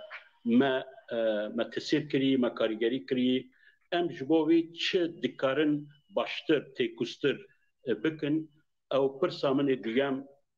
بجنابتان اوه یعنی بو بشتران از دیسا به ادنان آغاجان دست بکم سروکی یا کرده یا کنفدراسیونا کردی دیاسپورایی که ادنان جنابتا دوی وارده چه فکره حضرت چیه فرمون گلک سپاس کن بو جنابتا و همون بشتاران که گیشار تهندک شروع گلک نخ کرن لی با ما کردن بوتن اکر بیجه مصیبتک لگلک نصیحتان باشتره چه کرد دلخوش نیدم که ما صدان شهید داینه ببه موسیقه به هیویا ما خواهد که یکی منه دابا خونجی کسی که نهات با و ام گهش منو مافه خوشی لی ام همین زایندار آزادی بخوینه تیده آفدان دوره که گلک شهید مهنه گلک گرتین مهنه ودل ما بشوته وبيوستي بهم وأليان جهة كوبشواني اللي بذكرن لبرسات رأي جشتي لأوروبا وأنجل الجهان شوا بيت هاندان شوا بيت شلاك تركيرن كو لسرنجاوان لسر شورشا جينا آن راپرینن لروجلات کردستان و ایران بمینه و برفرهتر ببه و کارگر ببه رای گیشتناف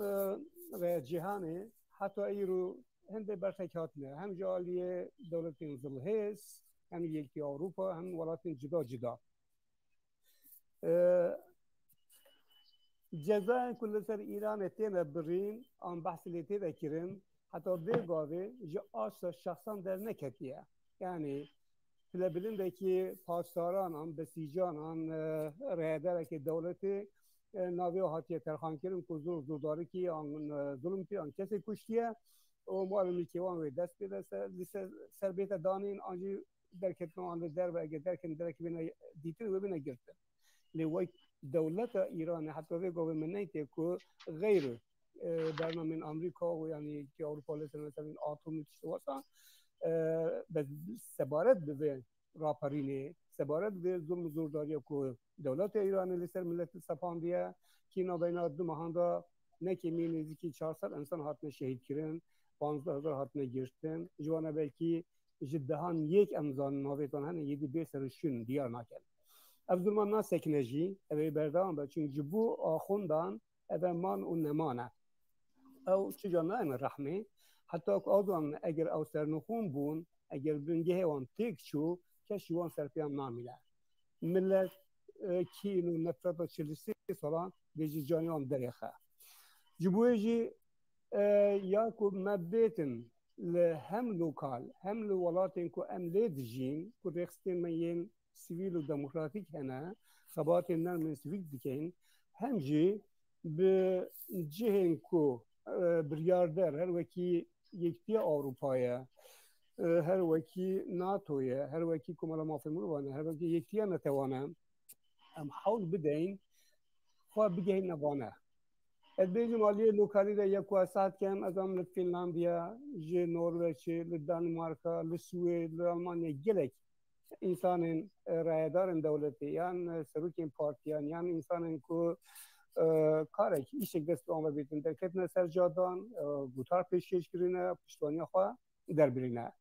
نونه که گلک ساده بیجن لدانمارک پارتیه که ج پنانده حزنه کت هیا یعنی دیجی پنانده نه لیسترو که وی پارتی در کت سر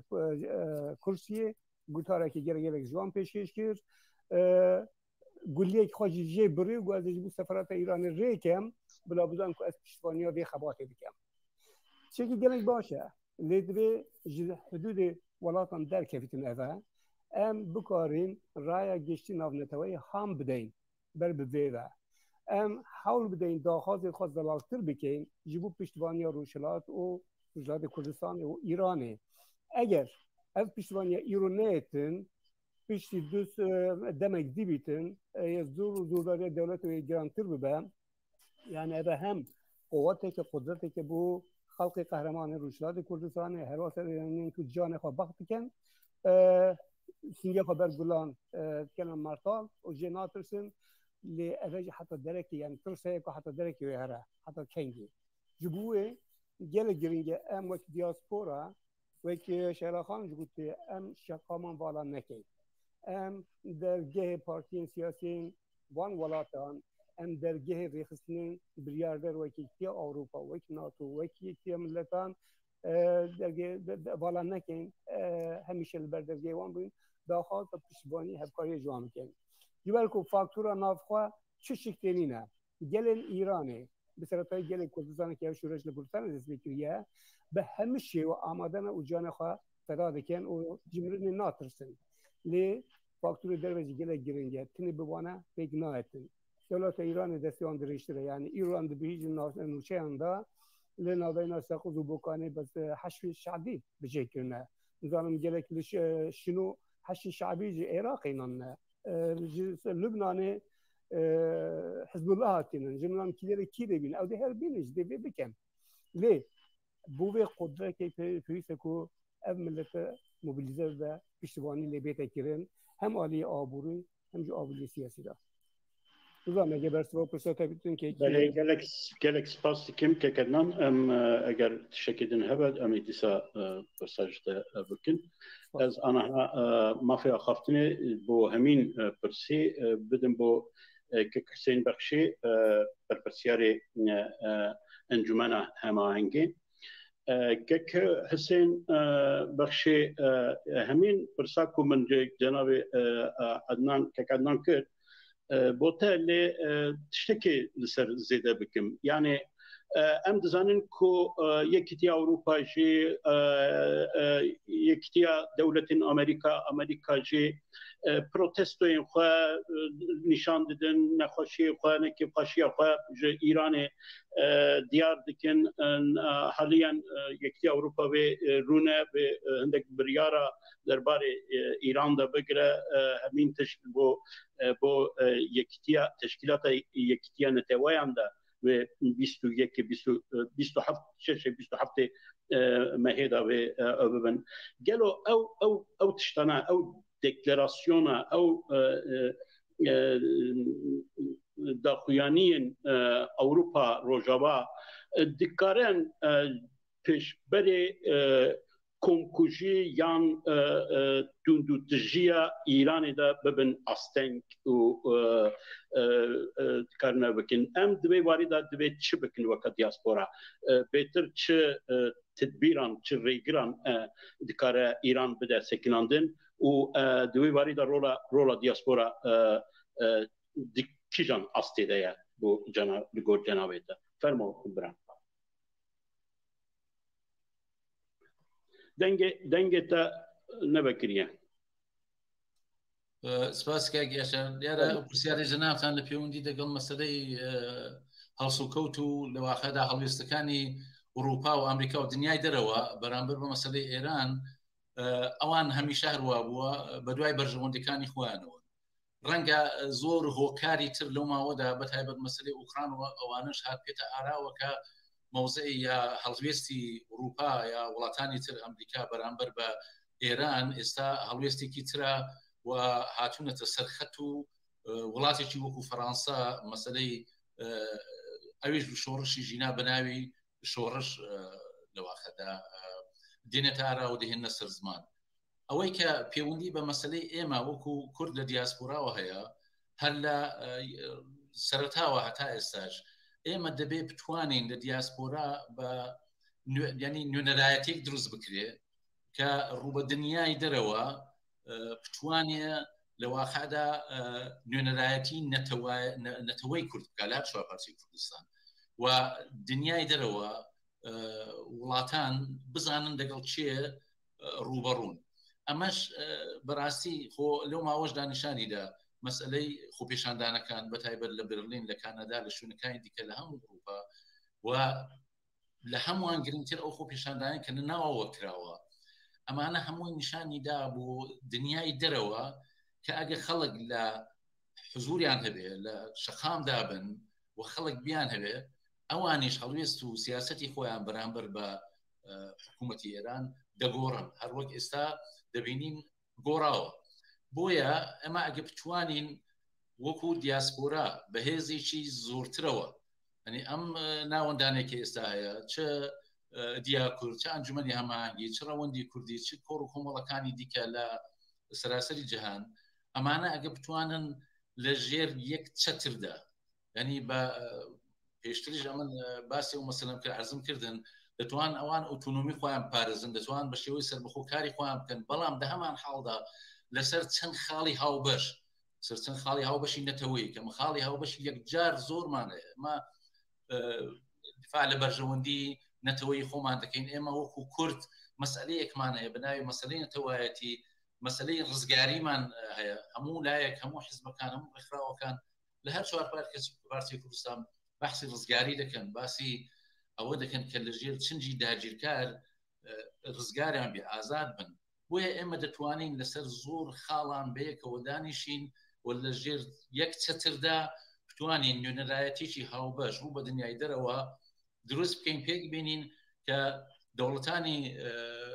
باڵین جیهانیش سرهێزەکان حساب لەسەر مەسلەی کورد بکەن. ئەمە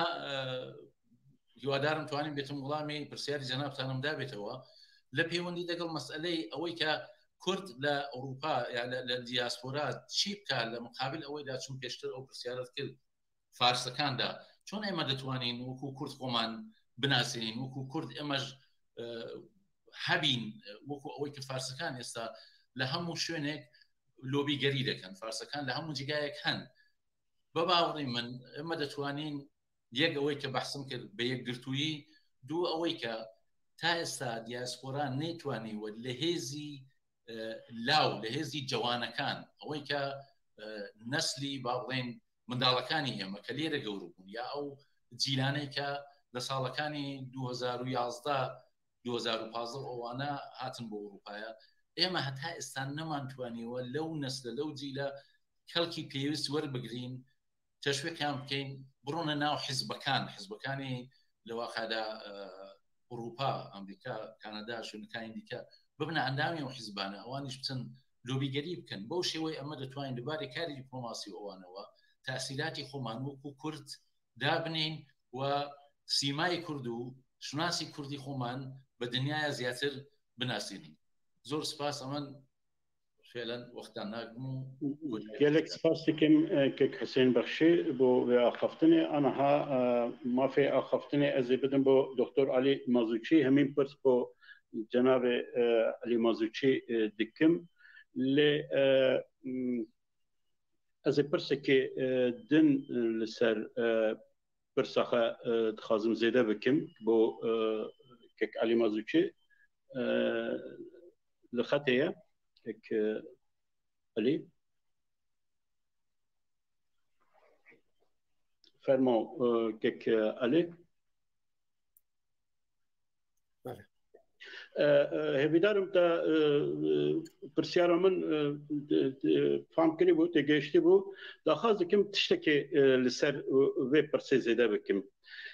ام همو كنت زانن كو دما كو دوا برسكريك تكلين ناو دولتي لهرمي برجبندين دولتان ام هر بونا قربانين مثلا ما بويا قربانين بتشتنا استا ام زانن كو مشكله بروبلما جالشا روجاوا ديال ايران بو البرينا اتومي هي او دخاز كيكو ام بجن بيمانه كنو بو اتوم ديال ايران امضا بك هر وها برسكريك كي هي كو فروكين ايراني فروكين ايراني بو روسيا هي او كه قالوا امضا كرنا او تشتنا سكناندنا فروتنا فروكين بو روسيا يعني امضا كرنا بيمانه اتومي كاره ببا راپرین آمد کاره به قربانا او تشتنه فکاره کی اوسا هي او پرسشی دمکو لسر هلبستا روجاوا ناتو یکتی اوروپا امریکا شروعی خو دینی زمان تکامن تقریبی سربیا و پرسشی بسواخه بدی فرمو ما في أخافتني بعدين. بله أولا جوابي أو برسياري أول تدموها ك أمد الدنيا دا دجين كزور بارادوكسي تدا يعني أنتاغونيستي جورا دا موضوع كان دا استاكا إيران هاتو لقد بي استاكا وضعيتي شي أوا هاتو تبيشيا للايك أو شورشا تأثيري زوري خصوصا السر خەڵکانی ئوروپا و سەر سیاست مەدارەکان و سەر پارلمەنتاریەکان ئەوە یەکێک لەو پارادۆکسانەیە کە ئێستا دروست بووە. پارادۆکسی دووەم ئەوەیە کە ئایا جیهان چەند نیگەرانی دنیا چەند نیگەرانی ئەوەیە کە لە ئێران بۆمبی ئەتۆمی دروست بێ وەدا کاتی ئێستادا ئەو کەسەی کە بۆمبی ئەتۆم دروست دەکا جەمهوری ئیسلامیە يعني لبر أو موضوعي كتون أوان طرفن مجبورن أجا بين بيش بوي بقرن دقل كوماري إسلامي سرو كاريان بلام بارادوكسي شي ديك هي باشە ئەوانە کە دەگەڵ کۆماری ئیسلامی دەوت و وێژدان وەلایەکی دیکە ئەو کۆماری ئیسلامی ئاوا وەحشیانە هێرش دەکاتە سەر خەڵک دەکوژێ و ئەو هەموو وەحشی گەرەی نیشان دەدا ئەدی بەشی ئینسانەکەی ئەوان مرۆڤ دۆستەکانی ئەوان دەبێتە چی جا بۆیە گرێدانی مەسلەی ئەتۆمی بە گرێدانی مەسلەی حقوقی بەشەر و محکومکردنی کۆماری ئیسلامی لەلایەن ئەوانەوە ئاوا باز دەکرێت ئەمە هەرە من ئەو ڕۆکانەیە نامەیەکم بەو ناوەڕۆکەی لەلایەن ناوەندی نەتەوەیەوە تەحویلی وتیوێژکاران داوە کە ئێستا لێرە وتیوێژە و تەزاوڕاتێکی گەورەش وەڕێکەوتووە و هەمووی ئەو پارادۆکسانەمان تێهاویشتووە کە ئێوە چۆن معاملە دەگەڵ ئەو وەزعەتی دەکەن و داواکانی ئێمە دەبەرابەر ئەوەیدا کە ئێوە دەگەڵ کۆماری ئیسلامی ئێستا وتیوێژن و پێتان وایە کە ئەوان ئێستا تەرەفین بوون ئەدی ئەو داوانەی ئێمە چۆن جێبەجێ دەکەن ئەوە وەچی ئەرزمکردن ئەوە پارادۆکسێکە ئەوە حاڵتێکی ئەنتاگۆنیستیە کە ئەو شەراتەدا پێکاتوە لەلایەک کە ئەوان دەبێ قسە دەگەڵ کۆماری ئیسلامی بکەم بۆی بۆمبی ئەتۆمی دروست نەبێ و نەبێتە خەتەرێکی گەورەتر لە دنیادا وەلایەکی دیکەش حقوقی مافی مرۆڤ کە لەوێ پێشێل دەکرێت چۆن دەتوانن پێشگیریش بەوەی بکەن و لەلایەکی دیکەش یەکێک لە حاڵەتی ئەنتێگۆنیستی ئەو مۆزۆع ئەوەیە چۆن وەڵامدەری خەڵکی نێوخۆیان دەبنەوە لە ئەوروپا کە ئێستا خەڵکیی زۆر لەو بارەیەوە ئاگامەندە جوڵانەوەی ژیناوەکی لە پێشتریش ئەرزمانکردن تەسیرێکی گەورەی لەسەر وەزعەتی ڕوحی ئینسانەکان داناوە و ئینسانەکان کە لێرە دەڕاستیدا تەسمیم گیرەندن و پارلمانتار هەڵدەبژێرن و ڕێیس سەرۆک کۆمار هەڵدەبژێرن و سەرۆک وەزیران هەڵدەبژێرن کە ئەگە ئەوان بە تەواوی لایەنی کۆماری ئیسلامی بگرن ئەو دەمی ڕاکسۆن و عەکسەر عەمەلی ئەو خەڵکە دەبەرابەر ئەو کەسانی کەوان هەڵیان بژاردۆ چۆن دەبێت ئایا بۆ جارێکی دیکە ئەوان هەڵدەبژێرن کە چاویان لە مافی مرۆڤ نییە چاویان لەوەی نییە کە ئێرانێکی ئاوا تەخویەت نەکرێ ئەوە مەوزوعەکەی پارادۆکس و وانەکەی ئەنتاگۆنیسمەکەی ئەو جەریانەی ئاوایە لەلایەکی دیکە تاسیری ئێمە چییە تاسیری ئێمە ئەو کاتە گەورە دەبێت کامە وەک نەتەوە خۆ بنوێنی هەر کاتێک ینی ئەمن لە پێشتریش داکتومە دەدنیا ئەو ڕۆدا وانێکی دیپلۆماسی حیزبی تاسیری نییە ئێمە فێری میکرۆ دیپلۆماسی بووین بەڵام پێویستمان بە ماکرۆ دیپلۆماسیە ئەگەر ئێمە بتوانین لەو شەرایەتەیدا لە میکرۆ دیپلۆماسی بینە دەرەوە بکەوینە چوارچەوەی ماکرۆ دیپلۆماسی تەشخیص بدەین کە لەگەڵ چێ تەرەفین تەشخیص بدەین کە چێ ڕۆڵی گەورەی هەیە تەشخیص بدەین کە کام پارلەمەنتار لە ئەنگری مەسلەی کوردە تەشخیص بدەین کە کام سەرۆک کۆمار دەتوانێت یارمەتیمان بێ مۆزوعی ئێمە مەطرحکە بەو تەشخیصانە یعنی هەم تەشخیصی ئۆرگانیزاسیۆن تەشخیصی شخص تەشخیصی بنکەکانی مافی مرۆڤ تەشخیصی بنکەکانی اقتصادی کە دەتوانین یارمەتی دەربن ئەگە تەشخیصمان لەسەر ئەوانە هەبێ ئێمە دەتوانین تەسیری گەورەشمان لەسەر وانێکی عمومی ئوروپا هەبێ و ئەگەر ئێمە بتوانین خەڵک زۆرتر ئاگامەند بکەین خەڵک زۆرتر ئاگادار بکەین بەوەندەش پتر دەتوانین تەسیرمان زۆرتر لەسەر سیاسەتی ئەو دەوڵەتانە بێت چون ئەوانە لە ڕووی بەرژەوەندیەوە کار دەکەن لەلایەکی دیکەش بەستەدان هێزی ئینجیۆس هەیە کە ئەو ئینجیۆیانە زۆربەیان دەگەڵ حکوومەتەکاندا تەزاددان و لایەنگری مافی مرۆڤ و لایەنگری چاکسازی و لایەنگری ئەوەن کە ئەو سیاسەتی پاوانخوازی و سیاسەتی دەرەوەی کە لەسەر بەرژەوەندی دروست بووە وانێکی بکەن ستۆپی بکەن و ئەوانیش تەسیری خۆیان لەسەر بکەن چونکە سیاسەتی دەرەوەش بۆ خۆی فەلسفەیەکە چەندین ڕوتی سیاسی هەیە کە هەمووی ئەو ڕۆتانەش تێکەڵاون بۆن منەگە چاوێک لە سیستمی ئێو بکەین یعنی مەجموعی ئەوروپا دەبینین هەر یەکێک لەو سیستمانە تەسیری خۆی هەیە ئەمە گە بتوانین تاسیر لەسەر چەند یەکە بکەین بۆ نمونەگە بتوانین فەڕەنسا بێنینە لای خۆمان کە پشتیوانی شۆڕش بکە دەتوانێت هەموو تەسمیمەکانی ئوروپا ڕابگرێ ئەگەر بتوانین لەسەر چەکسڵاواکای ئەو تەسیرەمان هەبێ هەمان تەسیر لەسەر وڵاتانی ئوروپا دەکە یعنی چاو لێ بکەین بزانین ڕێبازەکان و ڕەوتەکانی سیاسەتی دەرەوەی ئەو وڵاتانە چێ بۆ نمونە ئەو وڵاتێکە من لێ دەژیم نەمسا ئۆتریش وانەیەکی سیاسەتی نوێتراڵی هەیە بە قەولی خۆی نوێتراڵ ینی بێلایە لە سیاسەتی بێلایەندا حەقیان نییە ئەسلحە بە جێگایەک بفرۆشن کە بەدژی مرۆڤەکان وانێک دەبێت بەکاردەهێنرێت و مۆتۆری ئەو درۆنانەی کە ئێستا لە کوردستان بەکاردێنرێن و لە ئوکراینەش بەکاردێنرێن لە وڵاتی ئوتریش کردراوە جاگەر وایە خەڵکی ئێرە کامە توانین زۆر تەبلیغ بکەین کە با بە ئەوەن وانێکی بێلایەنی سیاسەتی بێلایەنی خەدشەدار کراوە ئێمە دەتوانین بەشێکی زۆر لە خەڵک کە بە شێوەی سنەتی لایەنگری ئەو نەو ئەسیاستەن یعنی سیاسەتی بێلایەنی وەجوڵە بخەین واوانە نەهێزێک کە پشتیوانی لە ئێمە بکەن یعنی دەبێمە لە ڕوحیە و سنەتی سیاسی و ڕەوتی فەلسەفی وڵاتەکان ئاگاداریمان هەبێ بۆی بتوانین بە شێوەیەکی علمی تاسیر بکەینە سەر خەڵکەکە چون خەڵکە بە سنەت و بە ڕەوتی فەلسەفی ڕاهاتون واگەر ئێمە بتوانین ئەوانە باش پەیدا بکەین و مۆرەکان پەیدا بکەین کە چییە لایەنگریمەیە چ ڕۆژنامەوانێک چ شتێک دەنووسێ کام سیاست مدار لەسەر چ قسە دەکا و هەمووی ئەوانە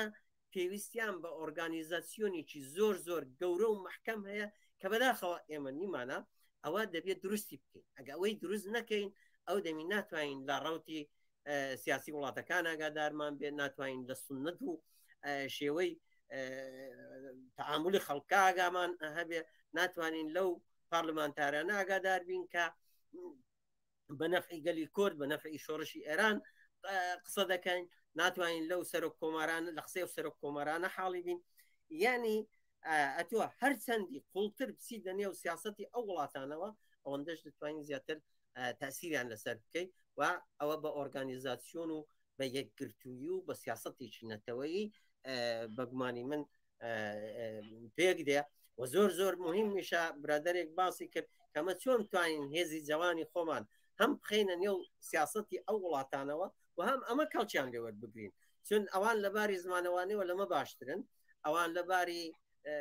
زانستی کۆمپیوتەر و ئۆرگانیزاتۆری و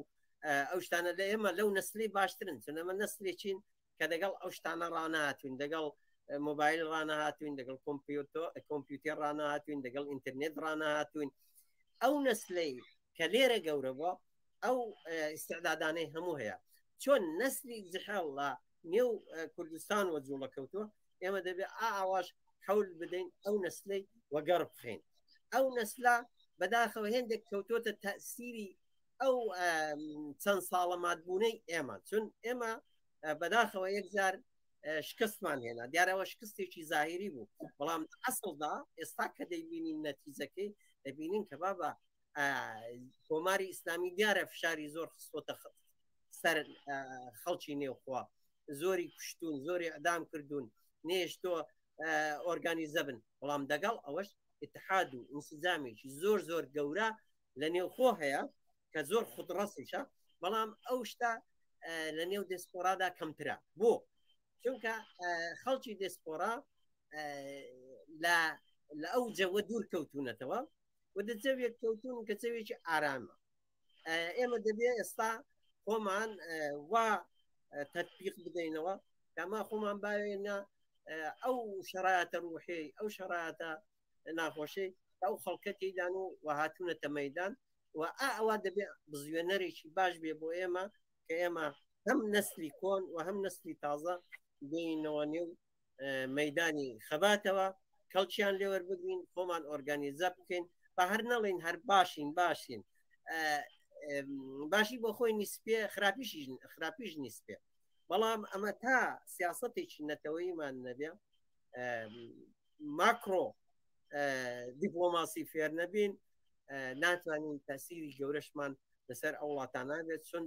بەشێک لە سیاسەتی ئەو وڵاتانە لەسەر قازانج دروست بووە نەک لە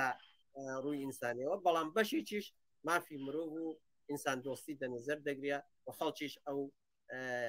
ڕاوتە سنەتی مافی مرۆڤ و ئەوانیان زۆر دەمێشتیدا هەیە ئەمە دەتوانین تەسیر لەسەر و بەشەی خەڵکی داین کە بەشێکی ڕەوانی و ئەو کارێکی پسیکۆلۆژیش gelek spas dikim Dr. Ali Mazûçî anaha dixwazim pirsekê ji Şexlexan dîsa bikim Şexlexan di asta raya giştî dîplomasiya cemawerî û ya dîplomasiya navdewletî de girêdayî bi raperîn cenabê te çawa dibîne yani derfet û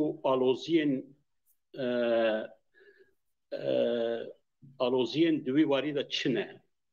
bi taybetî raperîn û şoreşa Rojhilat û Îranê weka şoreşa jînê jinan tê naskirin gelo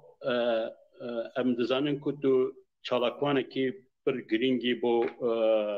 warê maf û azadiyên jina de helbest û çalakiyên jinên Ewropa feminîzma Ewropa ya dinyayê girêdayî bi vê şoreşa jinan di asteke pêvîst ye asteke ku em dikarin jê bêjin ku rastî piştgiriyekê girseyî baş wek helbest wek çalakî heye an cenabê te çawa di wî warî de çi dikare bo me bêjin fermo ئەوەی ڕاستی بێ بە خاطیەوەی کە ئێمە نەتەوەیەکی بێدەوڵەتین و لە خراپترین شوێنی ئەم جیهانەدا دەژین لە ڕۆژهەڵاتی ناوەڕاست و هەر چوار دەورمان داگیرکەرن بۆیە دەنگی ئێمە زۆر زۆر کەم بە وڵاتانی دەرێ دەگات هەرو جورێک کە دەبینین ئێستا دە شۆڕشی ژن ژیان ئازادیدا هەموو بار و قورسایی ئەو شۆڕشە لەسەر کووردە لە شەقامەکانی کوردستان خوێن دەدرێت بەڵام لە وڵاتانی دەرەوە دەبینین دەوڵەتی ئێلیت و ڕووناکبیر و ژنانی دەوڵەتی باڵادەست زیاتر وەردەگیرن بۆیە ئەوە ئالەنگاریەکەوە بەشێکە لەو کارێک کە دەبێت کورد بتوانێت بە شێوەیەکی دیپلۆماتانە دەنگی خۆی بگەێنێ بە دنیای دەرەوە ئێستا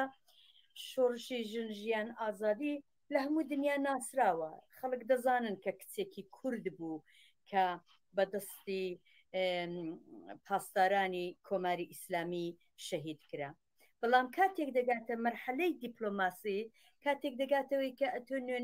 نوێنەر بنێری بۆ UN نوێنەر بنێری بۆ پارلەمانی ئوروپا لەوێدا دەنگی ژنی کورد دیار نابێت ئێمە دەبینین کەسانێک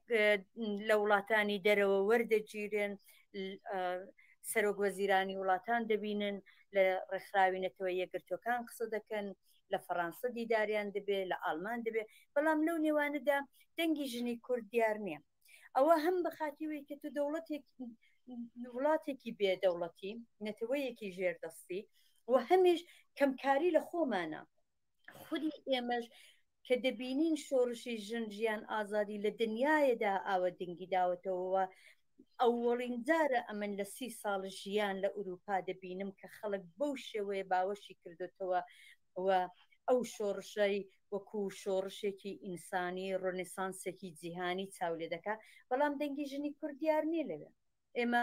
بۆ هەموو جێگایەکی کە دەچین دەبینن هەر پیاوەکانمان دەچن ئەگەر چێمە ڕێز و خۆشەویستیم هەیە بۆ ئەو پیاوانە هەمووی ئەو پیاوانە براو باب و خزم و کەس و هاوڕێ و ڕەفیق و هاوحیزبی و هاوخەباتی ئێمن کە هەموو تەمەنی خۆیان لەو ڕێگایەدا ناوە بەڵام یەکێک لەو کارانەی کە ئێستا دیپلۆماسی کوردی دەتوانی بکە ئەوەیە کە دەیان خانمی چالاک بتوانە زانا هەن کە دەتوانن لەو سمینارانە دابن لەگەڵ ئەو ڕێبەریەتی کورد هاوا هەنگ لەگەڵیان بۆ کۆنفرانسەکانی دنیاە بڕۆن بۆ ڕێکخراوی نەتەوە یەکگرتوەکان بڕۆن هەفتەی داهاتوو لەسەر باسی مافی مرۆڤ لە ڕێکخراوی نەتەوە یەکگرتوەکان باسێکە هیوادارم لەوێ نوێنەرانی ژنی کورد لەوێ بن ئەوانە هەموو دەچێتە خانیوەی کە هەم لە سەرەوەتر ڕاکە ئێمە نەتەوەیەکی بێدەوڵەتین و هەم لە خوارەوە ڕاکە ئێمە بۆ خۆمان ئەو کارەمان نەکردو ئێستاژ مەیدان بۆ ژنان کەم دەدرێت ئێمە باسی شۆڕشی ژن ژیان ئازادی دەکەین بەڵام تەنیا پێمان وایە ژنان دەبێت لەسەر کێشەی لەسەر پرسی ژنان قسە بکە لە کاتێکدا شۆڕشی ژن ژیان ئازادی لەو پەڕی خۆیدا شۆڕشێکی سیاسیە شۆڕشێکی فەرهەنگ کولتوریە شۆڕشێکی کۆمەڵایەتیە شۆڕشێکی ئەخلاقیە و ئەو شۆڕشە ئەتۆ ناتوانانی ژن فقط بخەیە گۆشەیەک بڵێ فەرمووتە فقط لەسەر پرسی ژنان قسە بکە چونکە پرسی ژنان لە ڕاستیدا بۆ خۆی پرسێکی سیاسیە پرسێکی کۆمەڵایەتیە و من هیوادارم لەوە بەدووە لە ڕێکخراوەکان کە یا حیزبەکان یا نوێنەرانی کورد کە لە دنیادا دەڕۆن و قسە دەکەن نوێنەرانی ژن ببینم هاوشان لەگەڵ پیاوەکان بڕۆن قسە بکەن ئەو شۆڕشە لە ناو وڵات شۆڕشێکی یەکجار جوانە کچانی جوان کوڕانی جوان منداڵانی ئێمە ئێستاکانە زیاتر لە 50 منداڵمان لە ژێری 18 ساڵ شەهید بوون ئەو شۆڕشە شۆڕێکیشێکی جوانە بەو مانایەکە ئەوانەی کە ئێستا لەسەر شەقامن لە بینی 15 تا 35 ساڵن و تەواوێتی ئەو کەسانی کە دەبینین شەهید بوون 20 ساڵ 17 ساڵ 22 ساڵ 30 ساڵ کەوایە ئەو شۆڕشە جوانە بە کچ و کوڕەوە دەبێت نوێنەرایەتی خۆی هەبێ دەبێت نەوەی جوان کچان و کوڕانی جوان کە لە باری زاناییەوە تێگەیشتون پوختن تێگەیشتون و ئێستا لەگەڵ چەمکی تازە لە جیهانی دیجیتالدا ڕوبەڕوون ئەوان ڕوحێکی ئازادیان هەیە ئەوان دەزانن کە بە شێوەی قەدیم سیاست و شت ناکردێ ئەوان دەزانن کە دەبێت ئەگەر کۆمەلگایەک لە داهاتوودا دروست بێ دەبێت کۆمەلگایەکی ئینسانی بێ دەبێت کۆمەلگایەک بێت کە لەوێدا ڕاسیسم نەبێ لەوێدا سێکسیسم نەبێ لەوێدا زوڵم لە ژنان نەبێ یەکسانی جەندەری هەبێ لەوێدا ژینگە پارێزی هەبێ لەوێدا دادپەروەری هەبێ کەواتە هەمووی ئەوانە دادپەروەری یەکسانی هەمووی ئەوانە هەم ژنەکە دەگرێتەوە هەم پیاوەکە و بۆیە یەکجار گرنگە کە دیپلۆماسیەتی کوردی بتوانێ ئەو ژنانە کە چالاکن ئەمن باوەڕم وایە بە هەمان ئەندازە کە پیاوی بتوانەمان هێژنی بتوانەشمان هەیە و ئەو ژنانە دەتوانن لە دنیاەدا ڕوو بە دنیای دەرەوە ئێستا دنیای دەرەوە بۆ توانیوێتی کەسێکی وەکو مەسیحی عەلی نژاد بۆ وێنە وەربگرێ هەرو جورە ئێمە دەتوانین بچینە پشتی ژنانی چالاکی خۆمان ژنانێکی کە لە ڕێکخراوەکاندا کار دەکەن ژنانێکی کە ئەکتیڤیستی سیاسین ئێمە بچین نەپشتیان باوەڕیان پێ بکەین ئۆتۆریتەیان بدەینێ ئەوانە بتوانن قسە بکەن ئەمە زۆر خانم دەناسم کە بەڕاستی بتوانایەوە دەتوانن لە ڕادەی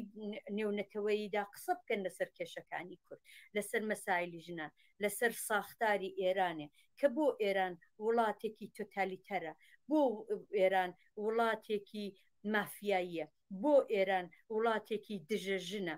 و هەمووی ئەوانە ئەمە هیوادارین کە بتوانین ئەو بۆشایانە ئەو دەرزانەی کە دەنێو دیپلۆماسی کوردیدا هەن لە نێو فکری کوردیدا هەن لە نێو کاری ڕێکخراوەکاندا هەن هەمووی ئەوانە بە هاوکاری یەکتر پڕ بکەینەوە و هیوادارم لە یەک شت هەیە ئێستا دنیای دەرەوە ئەگەر ببینێ کە هەیئەتێکی کە بەرەو مثلەن پارلەمانی ئوروپا دەڕوا یا بەرەو ڕێکخراوینەتەوە یەکگرتوەکان دەڕوا ئەگە ببینێ دوو ژن و دوو پیاوی کورد پێکەوە هاتوون زۆر بە باوەشێکی ئاواڵەتر وەریان دەگرێت قسەیان لێ وەردەگرێت تا ئەوەی کە ببینێ مثلەن هەر چوار پیاوچن چونکە آخر ئەو دەمی ئەو نوێنەرایەتیە ئەو ڕێپرسنتا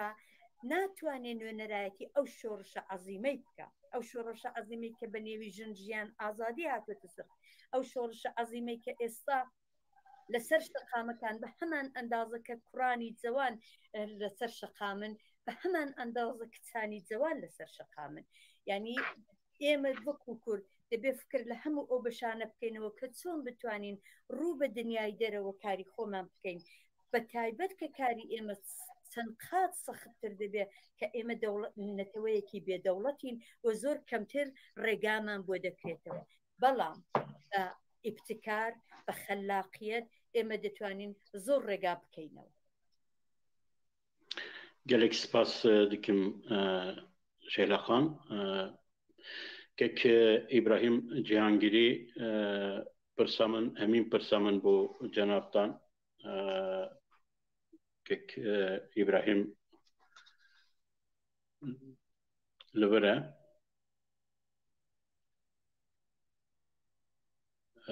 video venebûye kek İbrahim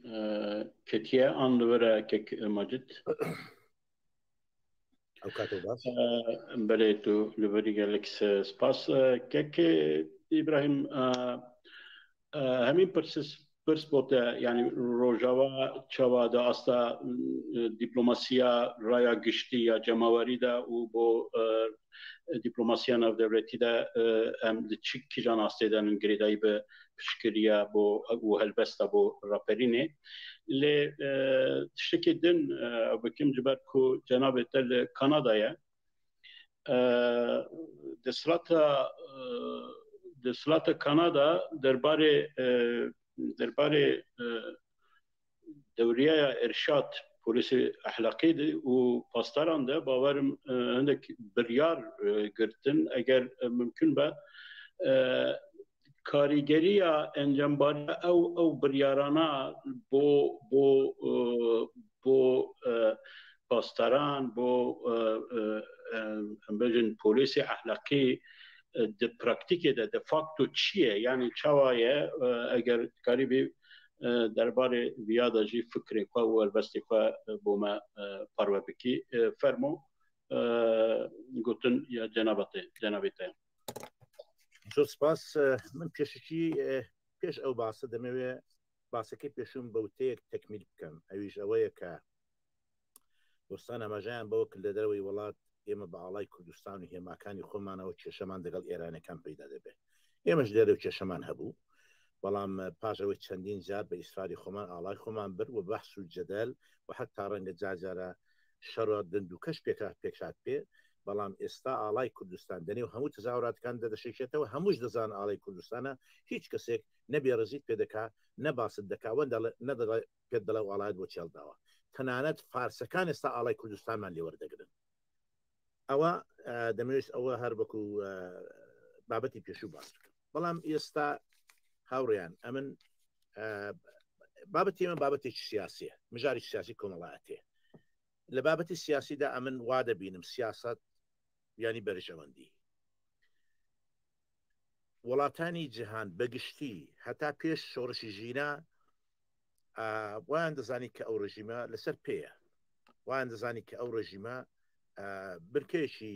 خەڵکی هەیە جەماوەری هەیە و پشت بەسوو بە بنک جەماوەریەوە دەمێنێ دەرنەتیجە ئامادە بوون سازشی لەگەڵ بکەن ئامادە بوون لە زۆر بابەتدا چاوپۆشی لە هێندێک هەنگاوەکانی بکەن بەڵام لە دوای ڕاپەڕینی خەڵکو لە دوای دەستپێکردنی شۆڕشی ژینا و ڕاپەڕینی جەماوەری لە ئێراندا مۆزەی هەموو دەوڵەتان بدونی سستنا گۆڕە لە ئەڵمان ڕابگرە فەرانسا ئینگلیستان کانەدا ئەمریکا جۆ بایدن پێم وابێ هەردوو هەفتە سێ هەفتە بوو تازە مانجێک تەواو نەبوو لە خۆپێشاندانەکان کوتی ئێمە ئیدی فۆکۆسمان لەسەر ناڕزایەتیەکانی خەڵکە نەک لەسەر بەرجام ئەوە قسەی جۆ بایدێنەوە قسەیەکی کەم نییە دەبینین سەدیازمی ئاڵمان قسە دەکا بەتەواوی قسەکانی دژایەتی هەیە لەگەڵ سیاسەکانی ڕژیمی ئیسلامی ئێران لەگەڵ دەسەڵاتی ئیسلامی ئێران و پشتیوانێ لە ڕاپەڕینی ژینە یا شۆڕشی ژینە. فەرەنسا ئاگامان لێبوو مەکرۆن لەگەڵ دەستەیەک لە ژنانی چالاکی ئێرانی کۆبەوە و پامێژی زۆر سەریحشی بۆ ئێران بوو ئەو شتا کە ئەوان پشگیری لە شۆڕشی ژینا دەکەن. جا من کە ئەوانە باز دەکەن مەبەستم ئەوەیە کە تۆ هێزت هەبوو کە تۆ ڕێکخستنت هەبوو کە تۆ یەک دەنگ بووی دڵنیام دنیا بە دەنگتەوە دێ دڵنیام کاری دیپلۆماسیت سەر دەگرێ. لە کانەدا یەکەم جار حامید ئیسماعیلون بانگاوازەکیدا ئەوانی دیکەشەمە پشتیوانە لێکرد هەموو هێز و لایەنەکان لەسەر تەنە تەڵەب ڕابگرێت تا مجاهید تا کۆمونیستەکان هەموو پشتیوانە لێکرد. خۆپێشاندان و ڕێپێوانێکی 50,000 کەسی لە کانەدایە بۆ یەکەم جار لە مێژووی کانەدا دەشتی ئەوە ڕووی نەداوە ساز بوو. هەر لەو ڕۆژەوە مۆزەی کانەدا گۆڕا دیارە کانەدا لە ساڵی 2012ەوە سەفارەتی ئێرانی بە تۆری کولی لە کانەدا داخستەوە و دەرکەی لە کۆمۆر کردووە هیچ پەیوەندێکی دیپلۆماسی لەگەڵ ئێران نەماوە. بەڵام ئەو هەنگاوی ئێرانەکان لە کانەدا وای کرد کە کانەدا پاژماوەیەک بە سەراحەت سپای پاسداران دوای ئەمریکا دوای دۆناڵد ترامپ خاتە لیستی گروههای تروریستیەوە. کاردانەوەی ئەو شتەش بە خۆتان دەزانن بازووی نیزامی ئێران سپای پاسدارانە. سپای پاسدارانە وەختێکی بخرێتە نێو لیستی تروریستیەوە و وڵاتانی دیکەی دنیاش پەیوەست بن بەو بێسلا بڕیارەوە ینی بازووی بەهێزی ڕێژیمی ئیسلامی ئێران پاڵپشتی بەهێزی ڕێژیمی ئیسلامی ئێران لە دەواقەدا لە کار دەکەوێت کارامەدی نامێنێ لانیکەم بۆ دەرەوەی وڵات وە لە نێو خۆدا هەر هەڵسوکەوتێکی بکە وەک هەڵسوکەوتێکی تروریستی بێ محەمەدی دەگەڵ بکەن. ئەوان کاتی ئەو بڕیارە دەدەست پێ دەبێت لە پاش باگراوەندی ئەو بڕیاری خۆشان ڕاوەستن. ناکرێت سپای پاسداران بێ خەڵک سەرکوت بکە و وڵاتانی دنیا وەختێکی بە ئەو سپاو ئەو دەستگایان بە دەستگایکی تروریستی ناساندۆ هەروە بێدەنگ لە هەمبەریدا. بۆیە ئەمە پێم وابێ ناساندنی سپای پاسداران بە گروپێکی تروریستی کارێکی یەکجار گەورەیە و دەتوانم بڵم پشتی ڕژیمی ئیسلامی ئێرانی پێوە دەشتێ.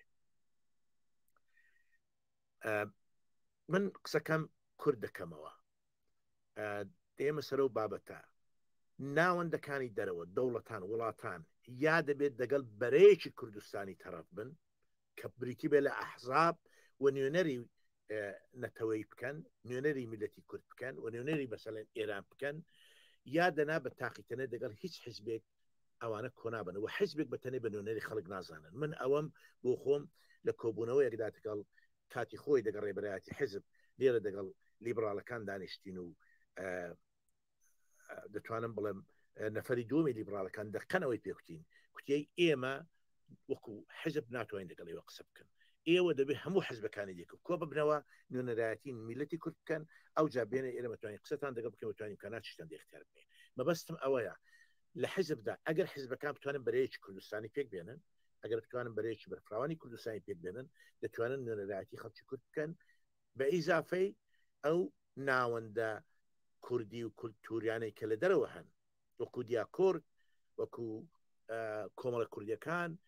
ئەوانەش دەتوانن بە شەرتێکی منسەجم بن پێکەوە هاوکار بن ڕێکخستنێکی جیهانیان هەبە پێکەوە دەتوانن نوێنەرایەتی کورد یا لانی کەم نوێنەرایەتی بەشێک لە کورد بکەن. سپاستان دەکەم.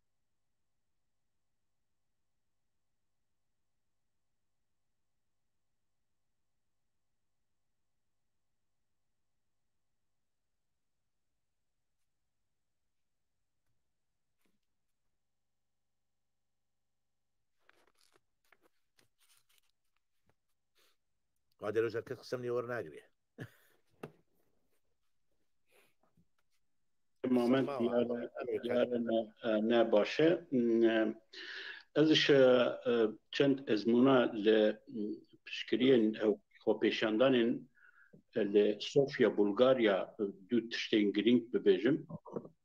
Girêdayî bi ew pirsgirêka Kurd û İran katê کرد به گرسایی بیشتر خۆپێشاندانان دبن یا راستی ام دبینین کو بهتر ایرانی فارس دیگل کردان چاکتر باشتر اف دیکن دکیلیا اف دیکن لکاتی کو کرد لاواز بیشتر دبن وان خۆپێشاندانان همان بری هر هفته خۆپێشاندان هنه و گاوه او که وان دیسکورسا وان اخافتنا وان يعني كو او تشت شتكي ايرانيه فقط ايرانيه او زيادتر بانشان ده دويم تشت ازمونه که گرینگ یاکو از خازم لور بحثاوی بکم تشتكي نويه باورم بو سیاست کرد یا دروا ولات دیاسپورای سفیر بالیوز ایران رابود مدیا بولگاریا دا د تلویزیون که ناوندی دا دیار کرد کو او کسین کو راپرین دیکن پاشوان دا پارتین تروریست هنن حزبین تروریست هنن حزبین تروریست کردن دموکراتن کوملایا هندکی پارتین دن ناوی پارتین دن دا پرپرسیار پارتی دموکرات کردستان ایرانی لسوفیا به شورمندی آما یا کردن لسوفیا رابو سفیر ایرانی دا دوزگریه محکمه دادگاهی که اوا تهمتا لسر ما یا خراب دکه حقارت دکه ما بکه تروریست نشان داده و بوما لسر ما گفه خرابیه اخفتنه که خرابیه او نراسته پارتین ما پارتین روانه مشرونه دموکراتن و او راپرین که مروفزیه آشتیخازه تایبتمندیه وی سیویله و پرستنه ماف و جن و جیانا انسانایه و دا محکمه بگومان ام تایسته نزانن انجام چبه لی یا راستی دوزگری و دعوای دوزه قبول کرد بجراند و افتش در رای گشتی بلغاریا دا در رای گشتی یا مدیا مرکزی دا جیه که پر گرینگ کرد کو هندک کسین ترجی پشکریه دان و هلبسته خازم بیجم کو اوا براستی وکا پراتیکک نویه کو کرد به سالانه به 10 سالانه لرایا گشتیا دنیای لاوروپای وکا تروریستن نشان کرن وکا شیطانیتن او کرن خرابتن ناساندن درباره ویادا تا نها چه هلوستن می انجامبار نبویه بگومان من خواست او ازمونه جه ببرا پربه بکم نها ام هاتن او كخاي داوي خلقه داويه دوردا از خازم ما في اخفتني جاره كدن بو بشتران بكرتي بدم لبريويد خازم ببجم كو هر سه پانلين مين پیشين كو ببابتين و بكسين دنبون يعني تانها از باورم حتى 25 كسين پسپور چالاکوان سیاستمدار و پرپرسیارین دیاسپورای دوان پانلان ده بیشتر بون نیرین و دیتین و هلوستخا پیشکش کرن ده پانلا یکم ده کو بهتر بو گریدایی به مافی مرو و آلیکاری پروبلمین چالاکوانان روشلات بو پانلا یکم دا انجامک در کتورته کو اوی پیوسته بهتر هندان موتیواسیون بده بو کاروبارین آگاهداری و آلیکاری کرن راپرین و بتایبتی یک و یارمتیا انسانی ناوند که بتاوا کرن یعنی دوی واریدا هنگافت اعتبارا هنگاف لروشلات تکرن اعتماد سرویه بریا وی یعنی بریا دزگه نو یا دیاسپورا یا هوباش یا کوردینه کری او الیکاریا انسانی بتا او کرن او انجاما به پانل یکم بود. دی پانل دویم دا اکادمیسیان پسپور سوزه دان وحده دان کو جبو هلبرینا زانینه که استراتژیک جبو ریواچونا راپرین و شورش بین باه زیدتر کاری انتلیکتوالی، کاری زانین، کاری علمی و استراتژیک لسر راپرینه بکرن. ده راپرینا ده ببرن ده پانلا سیم یا سیاست مدارانجی اندکارن تماشا بکن چاوا کومنگول مالپیرا دیا کرد هیا سیاست مدارن کرد بوما هیویدان که ده موتیواسیون راپرینه ده پشکری راپرینه ده مداخله راپرینه ده اوه پرسکریکن خوی بسالانه یا یکیتی یا سیاسی یا برای کردستانه و بومه هیویدان که امبیژن و چاره سر بکن. ایرو ده پانل چارم ده راپرین ده همین گاوه ده بو چاره سر کرنا پرسکریکن ریخستنی یا دیاسپورایی جی کاره به موتیواسیون و هاندان دا کو ام تقریبا باشتر ل دیاسپورای هم بو جواکین کرد هم بو رایا گشتیا اروپا و دنیای هم جی بو دیپلوماسیا ناو دولتی دا رولاخای پوزیتیف و انجامبار بلیزن ایرو دوی دیاسپورای کرجی دوی لسر او چاریان او پیشنیاران دوی نیرین و دیتنین خواهی انجامبار و زلال و نت دیار بکه. دوی واته ده از جاره کدن و دیگرم با کک عدنان آجان سروکی دیا کرده گوتنین خواهی دوی واریده و همجی گوتنین خواهی داوی دوی واریده دیار بکه فرمو کک عدنان پیشنیار انتا جبو کارو خباتا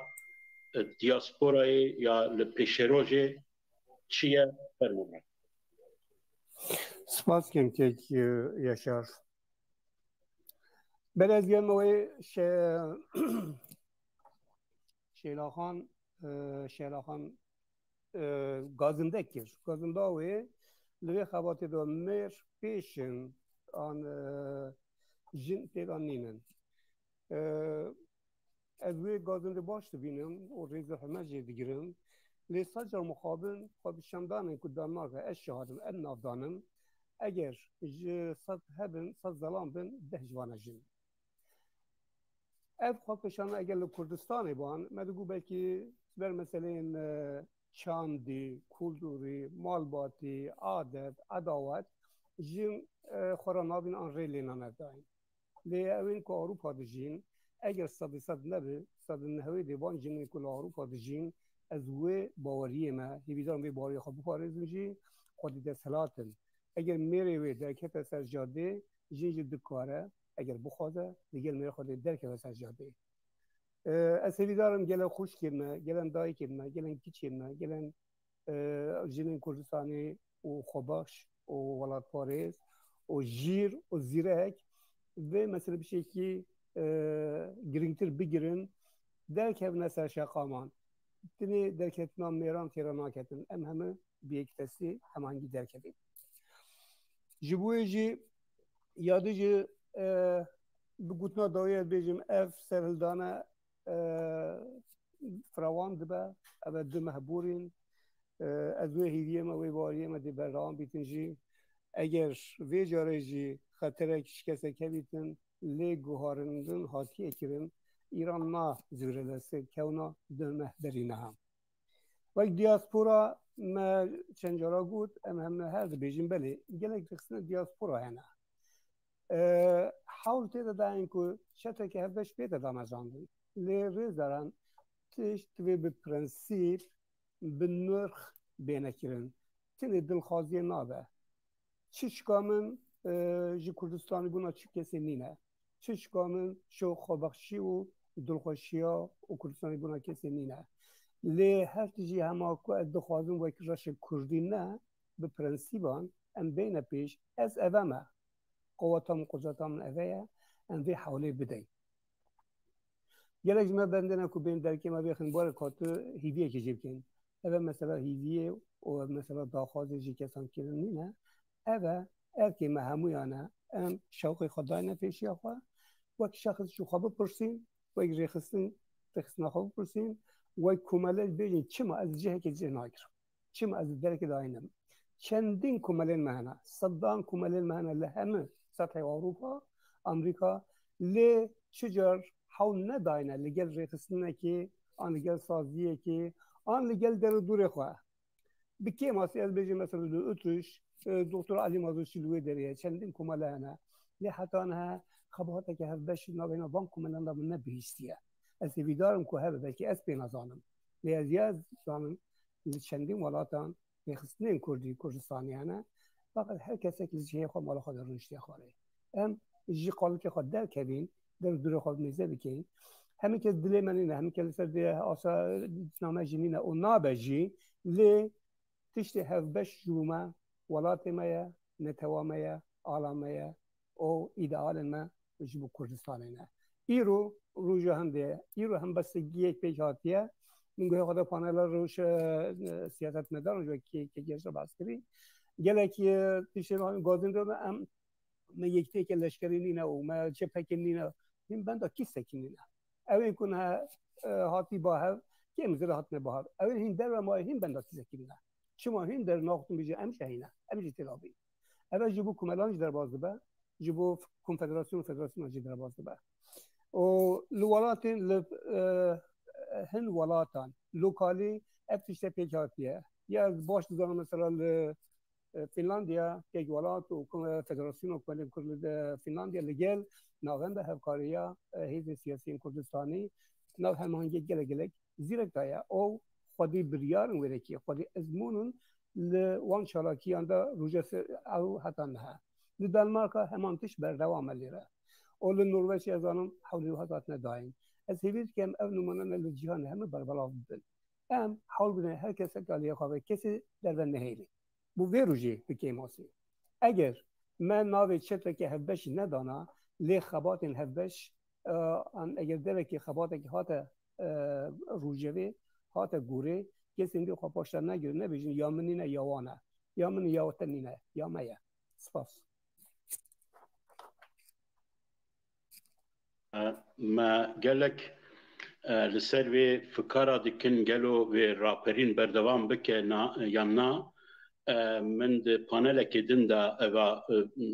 د پیشکش کریبو من نیرینا خگوتیبو یعنی حتی کو چالاکوان راپرینی ببینن کو دیاسپورا کرد هر لسر میدان هر لسر قادا خو پیشاندانا دا پشکریا وان دیکن اویش و موتیواسیون جبوان اویش خاندان جبوان اویش بردوام بکن هر بردوامیا راپرینه حتی جیه که گریدایی به پشکریا دیاسپورا کرد و گریدایی گلک سپاس که عدنان از سپاسیات دکم وان نرینو دیتنین تا اگر گوتنی تای داوی هبه تخازم گوتنی تای داوی جی بگرم پاشه مافی آخافتنی از بدم بریس حسین بخشی پر پرسیاری انجمنا هم آهنگی داخل وستامن هیدیامن آواتامن او ام نوستین ام کولانا شقامان بالا نکین ام هفته روزی جیب دو روز بیتن ام 2 ساعت خوا 3 ساعت خوا ببخشین ترخام بکن جبوه خبات بو پشتوانیه و جنابت گوتی ام شورش ایران ناکین لی ام پشتوانیه و شورش کن پشتوان وان قهرمانان وان خوشمیران وان شهر جنان بکن کل جان خواب بخت کن خواه فدا بکن سنگی خو کنه مارشال بر گلان 2 ساعت بوم گلک نین لیلا 4 ساعت بوم گلک نین ام هفته جاره که خارج بکیم ایدارم خوش کنم جنین کرد بین سر شیخ خامان لگل میرن خود لگل زارو که خود دست به دست مل بمن سپاس گلی سپاس کم کک حسین بخشی بر پرسیاری انجمن هماهنگی کک حسین همین پرسیار بو جنابتان ایرو شوندا لگور گریدای بردوام راپرینی دیاسپورا کرد لگور جنابتا چاوا دوی بردوام بکه چاوا کاری خواه تیکستر سروبرتر باشتر به آستکی بلند بکه به گمانه که امل دیاسپورای هیزکی مزنن لی وقت پوتانسیل هیزکی مزنن لی یاراستی ام نکارن و هیزا پوتانسیل مزن تکامل لأوكي بكن يعني چالاكي بكن بگومان دوردا گلک کار و خبات لازمه دیتن نرین ویزیون لازمه جناب تا چاوا بیاد بینه فرمو که بخشی سپاس که من زور با کورتی وقتی هاوران زور ناگرم و براستی به پی تجربه چندین سالی خوم که لیره لآلمان جاوم یکم اوی که او اکسیونانه یا او خو پیشاندانن که پێک دێ لە ئەوروپادا زۆرتر ئەوەی کە من دیومە تا ئێستا لە شارەکەی خۆمان یا لە ئاڵمان بڵین دروشمەکان زیاتر کوردانەیە بە کوردی بە زمانی کوردی دروشمەکان دەدرێتەوە ئێمە بەڕاستی دەبێ سرنج بدەینە ئەوەی کە چون لە ئەوروپا دەژین پێویستە ئەمە بەردەنگمان خەڵکی ئەوروپا بێ بەردەنگمان نێوەندەکانی ئەوروپا بێ بە زمانی ئەو وڵاتی والێ نیشتەجین زیاتر دروشمەکان و پەیامەکانی خۆمان دەبێ بگەێنین ئەمە زۆر گرنگە و مەسئلەی دووەم کە دەمەوێت باسی بکەم و لە قسەکانیشمدا ئاماژەم پێکرد گرنگیدان هەر لەو پەیوەندیدا بە لاوەکان بەڕاستی یەکجار زۆر گرنگە ئەمن زۆر جار لە کۆبوونەوەکاندا باسی ئەوم کردووە هاوڕێیان ئەمە نسلی ئانالۆگین یا تێکەڵاوێک لە ئانالۆگ و دیجیتالی بەڵام ئەوەی کە ئێستا لاوەکان هەمووی نسلی دیجیتالن ئەوان بەڕاستی دەبێ بێنە مەیدان و هەوڵی خۆشمان بدەین کە ئەوان بێنە مەیدان چون بەڕاستی ئەگەر لاوەکان نێنە مەیدان داهاتووی دیاسپۆرا لێڵ دەبینم یعنی لە ئێستاوە ئەمە دەبێ دیارە درەنگیشە دەبێ بیر لەوە بکەینەوە کە هەرەوەزێکی گشتی لە هەموو وڵاتان بکەین بۆ ئەوەی کە لاوەکان بێنە مەیدان مەسەلەی سێهەم و ئاخرین شت کە دەمەوێت باسی بکەم لە پەیوەندی لەگەڵ قسەکانی کاکەدانی بەڕێزدا ئەویش ئەوەیە بەڕاستی من هیچ بربەستێک یا ئێمە هیچ بربەستێک لە پەیوەندی لەگەڵ کاری هاوبەشدا نابینیم ئەمن پێم وایە هەر ئەوەی کە ئەمە دەردی هاوبەشمان هەیە کوردین وڵاتمان داگیر کراوە و بۆ ناسنامەی خۆمان خەبات دەکەین ئەمانە هەمووی دەبتوانێ هۆی گەورە بن هۆی سەرەکی بن بۆ ئەوەی کەمە بتوانین زمانێکی هاوبەش بەیەکەوە ببینینەوە و دیاسپۆرا ڕێک بخەین و دیاسپۆرا نوێنەرایەتی من ناڵم تەواو نوێنەرایەتی نەتەوەکەمان بکە بەڵام دەتوانین لە دەرەوە باڵوێزی نەتەوەکەمان بێ دەتوانێت لە دەرەوە لەواخادا پەیامی نەتەوەکەمان بە دەرەوە بگەێنێ من لە کۆتاییدا دیسان ماندوونەبینی لە هاوڕێیان دەکەم و هیوادارم کە ئەو قسانێک کە ئەو ڕۆکرا نەتیجە هەبێ بە دوواداچوونی بۆ بکەین و بتوانین لەو دۆخەی کە ئێستا هەیە و بەڕاستی دۆخێکی تایبەتیە ئێمە بتوانین ئەو ئاوات و ئارزوانەی کە لەمێش ساڵە لە دیاسپۆرا هەوڵی بۆ دەدەن و نەتەوەکەشمان لەناوەوە ئارزووی دەکا لێرە ئەمە بتوانین بە یەکدەنگی هەموو لایەک لە چوارچێوەیەکی هاوبەشدا هەنگاوی هاوبەش هەڵێنینەوە زۆر سپاس نها مافی ئاخەفتنێ جارێکی دن جارێکی داوی ئەم بژن ئەزێ بدن بۆ شەهلەخان کەک مەجد ئەگەر ممکن بە شهر خان لبره بله شهر خان پرسیار من جنابته بهست يعني دیاسپورا چاوا کاره چاکتر بشتاریه که خورد بو وان خاپشاندانان بو وا اکتیویته چالاکیان بکه داکو امجن هم دیاسپورا پرسکریکن خوی نخواهی پیچاره سر بکه همیش آلیکاری بو راپرین و شورشا جینا بکه دخواست و نیرین و پشنیارین تین داوی فرما ئەمن پێم وایە کە لە دیاسپۆرا هەر تاکێکی کورد بەرپرسی ئەو دۆخەی کە ئێستا هەیە دە بەرابەریدا هەست بە بەرپرسایەتی و مەسئولیت بکا کە چی لە دەستێن لە شوێنی کار لەگەڵ جیرانەکانت دەڕۆیە دەر لە هەر کوێیەکی کە توانیت تەنانە دەگەر ڕۆژە سەعاتێک وەختە بوو ئافیشێکت بەدەستەوە بێ لە بازاری شارڕا بوەستی بێ ئەوەی کە ئیزنی پۆلیست بوێ ئیمەیل بنێری بۆ ڕێکخراوەکانی ژنان ئەحزابی ئەو وڵاتانەی کە تێیدا دەژین بۆ ئەمنستی ئینتەرناشنال زەنگ لێدەی بۆ رادیۆ و تلڤیزیۆنی ئەو وڵاتانەی کە ئێمە تێیدا دەژین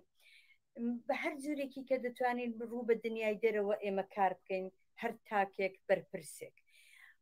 بەڵام هاوکات دەنێو خۆماندا هەموو ڕێکخراوەکان هەوڵ بدەین هاوکاریمان لەگەڵ یەکتر پتەو بکەین هێندێک شتی سکۆلا یا ئیدئۆلۆژیک ممکنە هەبێ کە ئەسڵەن ئێستا نرخێکی وای نییە کە ئێمە شۆڕشێکی ئاوا گەورە لە پێشمانە ئەوە گرنگترین شتەکە ئێمە لەسەر ئەو شۆڕشەی کۆنسنتراشونمان هەبێت بۆیە هیوادارم هەموو بەیەکەوە ڕێکخراوەکان تاکەکان حیزبەکان ڕێکخراوە مەدەنیەکان هەموو پێکەوە ژن پیا و گەورە بچووک هەموو کەسانێک کە ئەزمونێکیان لە 50 ساڵی ڕابردوو شۆڕشدا هەیە و لەگەڵ بوون بە چاوی خۆیان دوو شۆڕشیان دیوە بتوانن هاوکاری بکەن بتوانن لەگەڵ یەکتر مەشوەرت بکەن مەسەلەن چ وڵاتێک بۆ چ کارێکی مناسبە مەسەلەن بۆ وێنە بلژیک پارلمانی ئوروپای لێیە کۆبوونەوەیەکی زۆر گەورەی کوردان لەوێ بکرێ پێشنیاری من ئەوەیە کە هیوادارم ئەو شۆڕشە هەرچی زووتر سەر بکەوێ بەڵام ئەگەن کەمێک توولی کێشا کەمێک درێژەی کێشا ئێمە بۆ وێنە کوردانی هەموو ئوروپا دەتوانین خۆپێشاندانێکی گەورەمان لە بلژیک هەبێت لەبەر پارلمانی ئوروپا یا لە فەڕەنسا هەبێ لە وڵاتێک کە دوایە دەکرێت بڕیاری لەسەر بدرێ هەوڵ بدەین پشتیوانی ڕێکخراوەکان و حیزبەکانی خۆمان بین سەرەڕای ممکنە ڕخنەیەک کە ئێمە لە حیزبەکانمان هەبێ بەڵام ئێستا هەر کوردێک دەبێت پشتی ناوەندی هاوکاری حیزبەکانی ڕۆژهەڵات بگرێ کە هێزی ئینسانی هێزی فکری هێزی مادی هەمووی بۆ ئەو شۆڕشە بڕات دڵخۆشی خەڵک بدەینەوە دڵخۆشی یەکتر بدەینەوە ئەمن بۆ خۆم کەسێکم کە زۆر ڕۆژانە وەختی ئەو هەموو فیلم و ئەبێنێ شەهیدان و ئەوانە دەبینم بۆ خۆم حاڵم زۆر خراپ دەبێ بەڵام دیسانەکانە هەر بە خۆم دڵم دەبێ هەستمەوە دەبێ ئەوەی لە دەستم دێ بیکەم بۆیە هەوڵ بدەین یەکتر دڵگەرم بکەین هومێد لە دەست نەدەین چونکە هومێد گەورەترین شتێکە کە ئێمە دەتوانین هەمان بێت ئێستا ڕاز ئەو چرکەیە و بۆیە هەمومان بە هاوکاری یەکتر بە هیوای ڕۆژانێکی گەشتر بە هیوای ڕووخانی کۆماری ئیسلامی بە هیوای ئازادی و بە هیوای ڕزگاری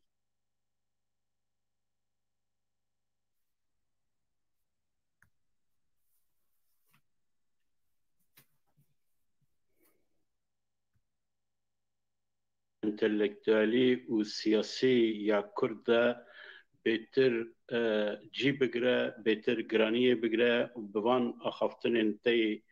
مروی کاریگریه که پر پوزیتیف و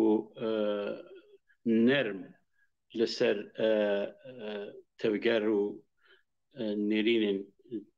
جواکی کرد دیکی گلک سپاس دیکم هێویدارم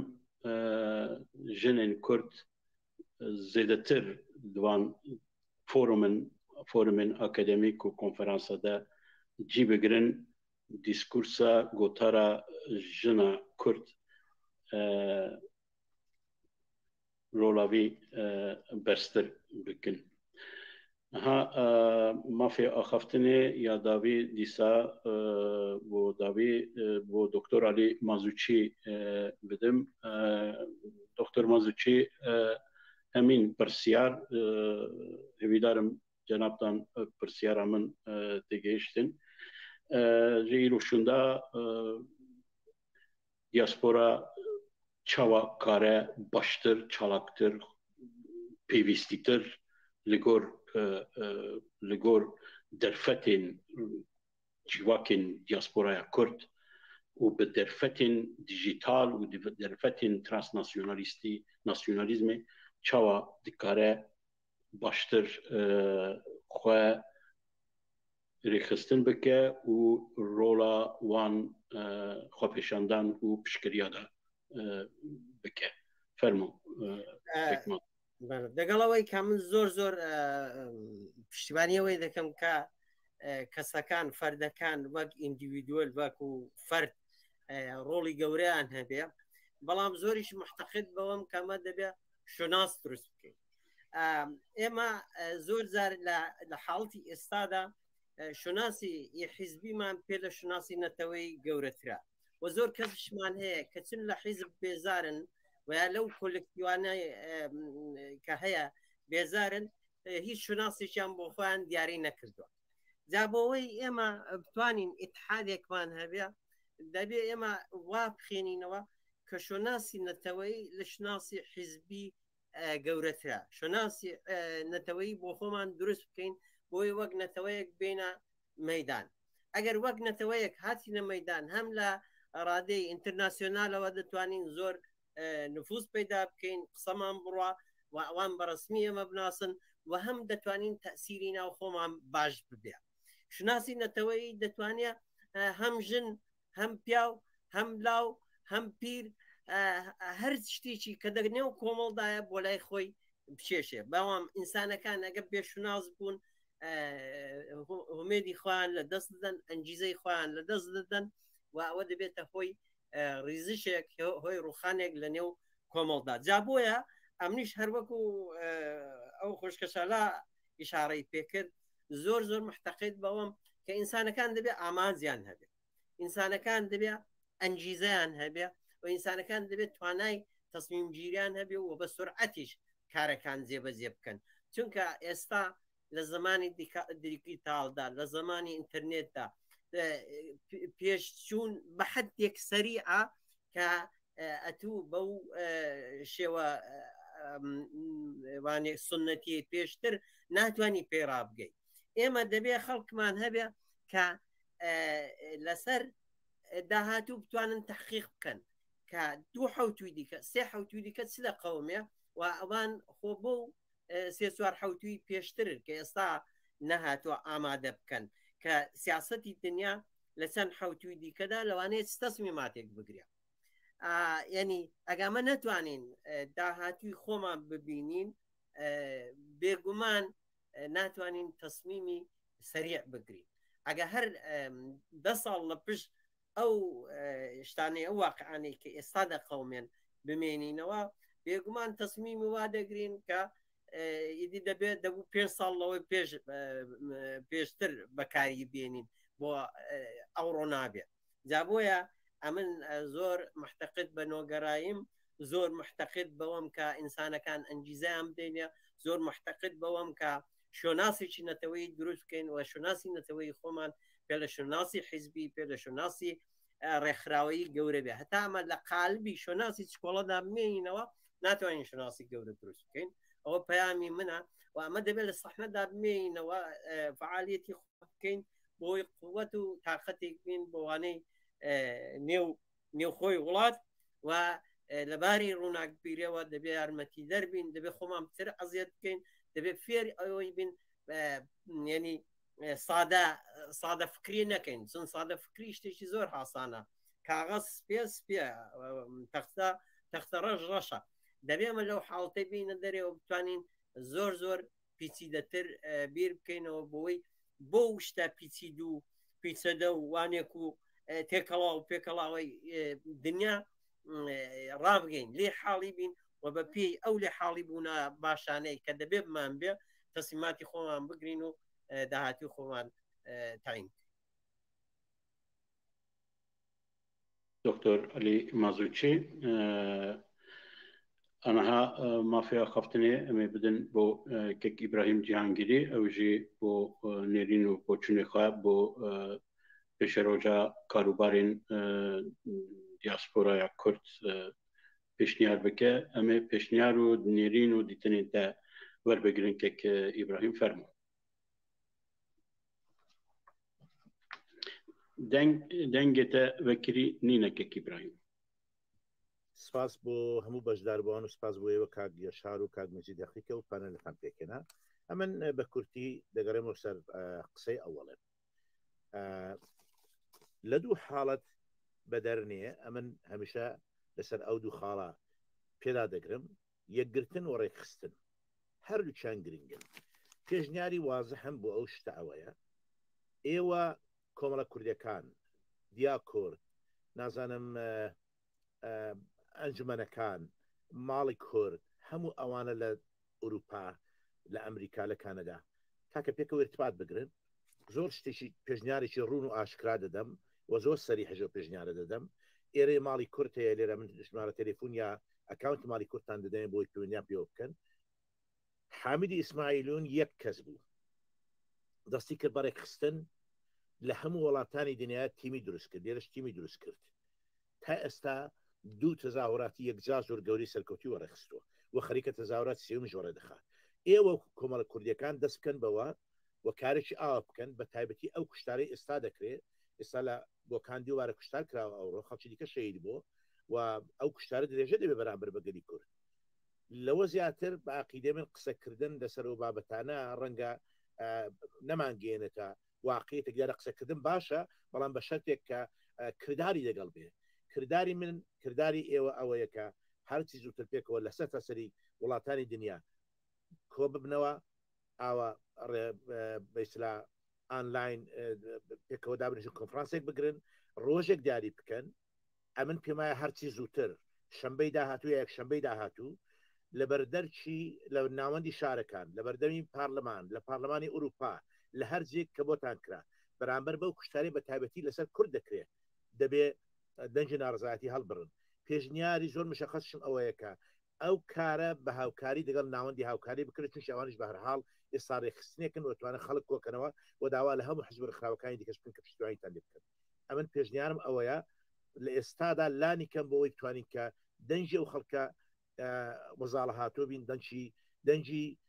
دایک و باب و خوشک و برا و کەس و کاری شەهیدان بین ئەمن پێشنیار دەکەم هەرجێستر کارێکی ئاوە بێسلا ئەنجام بدرێەوە کۆبنەوەی چواساس بکرێت سپاسان دەکەم و ئەمن دوای ئەو قسەکردانە بەجێتان دێڵم gelek spas dikim kekî İbrahim Cihangirî bû wan axaftina te bû pêşdarbûna te kek rojê moment li vir e ez ew kawî nabînim beşdaran kek û rojê moment li vir be em ê pirsa dawîn jê jî bikin mafya xaftinê eger ne li vir be em ê ne li vir e bawerim girêdanê wê ketiye بله اوانو گلک سپاس بو پشتران بو تماشاوانان بو همو کسین کو وان دو هفتهین بوریدا وان 4 پانلانده علاقه که سرنجه که گرینگ پیدان وان کنفرانسان از گلک سپاسی بو همو پشتران دکم چاواکو من گوت دوان 4 پانلانده hayanaha niziki 25 kesin siyasetmedar, akademisyen, spor, çalakvan, peştarbun, ditin u nirin u boçunu xwe boma parvekirin, gelek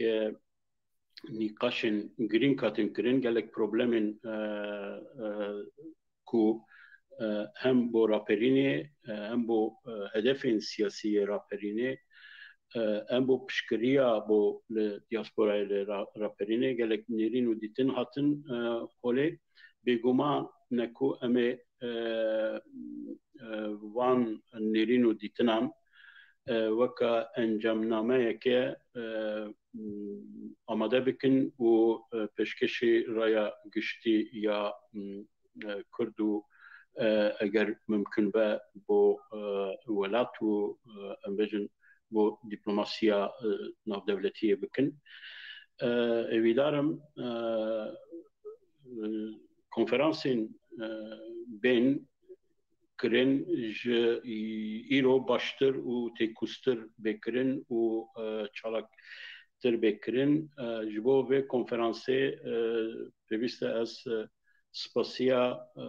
دیا کرد بکم کو به پیشنیارا انجمنا شورمند دیا کرده بریار هاته کردن کو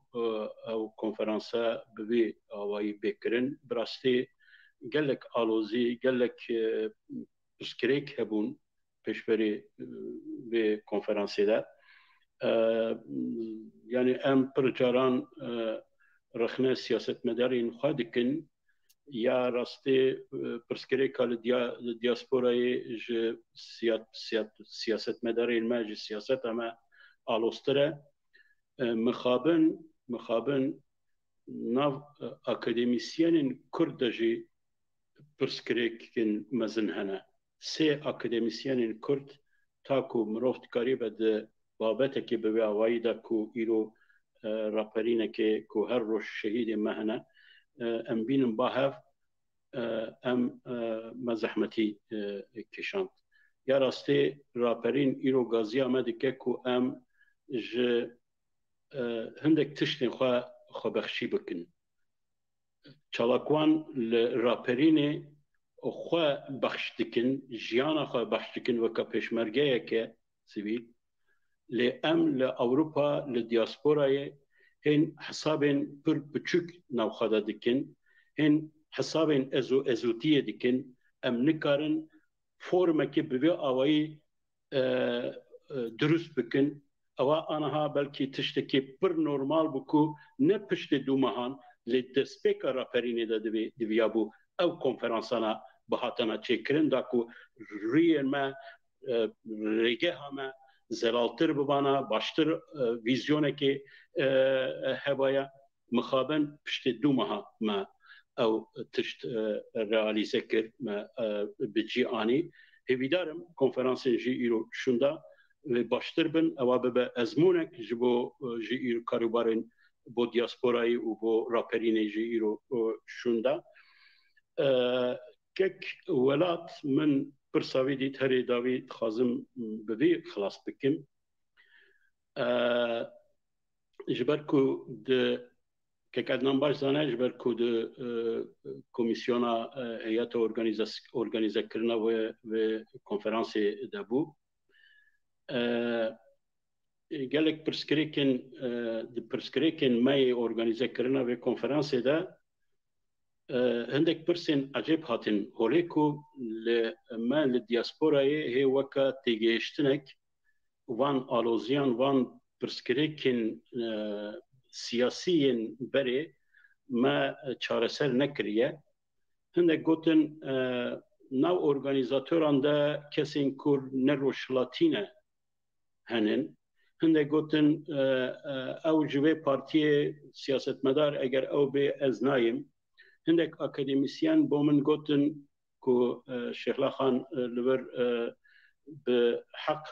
او كيكر قوت كو جن دوردا كما يا راستي اكاديميسيانك جن داوا كو غازي من غازي كربو بشتار ببا بومن قوت دما كو جن ما تن كشتن اون پشکریا به وی نادن ما آنها بو راپرینا روشلات و ایرانی و اون بونه سفربر اون بونه موبیلیزه چما بوما و او پشکری نشان ندان یعنی هندک استنگن آلوزین به وی آوائی اکو دیاسپورا پیویس بو زودا و پرسکری کان و آلوزیان چرسر بکره از باکوری نینم لدیاسپورای ترانسناسیونالیسم دیاسپورای بویسته سینورن پرچکری یا کردستان جهوری راکه او سینورن کولونیالیستان داگرکرانه کم بودن نمه اما هیچ پیویست ناکه که ام لدیاسپورای وان سینوران ناس بکن ام ولات خی روشلات روجاوا باکور باشور جهو بخن پرچه بکن ترانسناسیونالیزم دیاسپورای کاره وان سینوران جهوری راکه روشلات ها ولاتی منه چاوکو جبو یکی روشلاتی را باکوری ولاتی بیه هیویدارم وان فورمن بویاوایی وان آلوزین کو بو من پرسکریکن 3 سالا 19 آنها تشتین آناکرونیک نیدی تشتین دمودنن پیوسته بین چارەسەر کرن داکو ام وک انتلکتوال ام وک سیاستمدار ام وک چالاکوان ام وک ترانسناسیونالیستی لدیاسپورایی تقریبا به باشترین شویی خدمتا ملت خواه ولات خواه نتوای خواه بکن گلک سپاس دکم و به آوایی ام کنفرانس خواه داوی دگرن انجام نما و وره بلاف کرن و هویدارم و اونه و ناس بکن هویدارم پشت و کنفرانسه امی کنفرانسین دن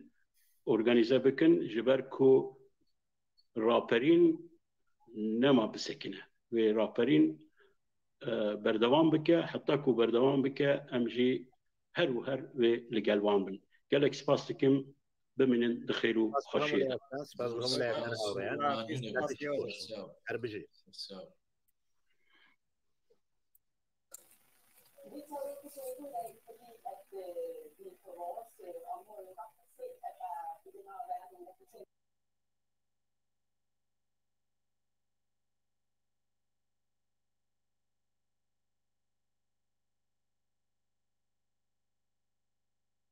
خوششون نیاد رهبر و فرمانده‌ای که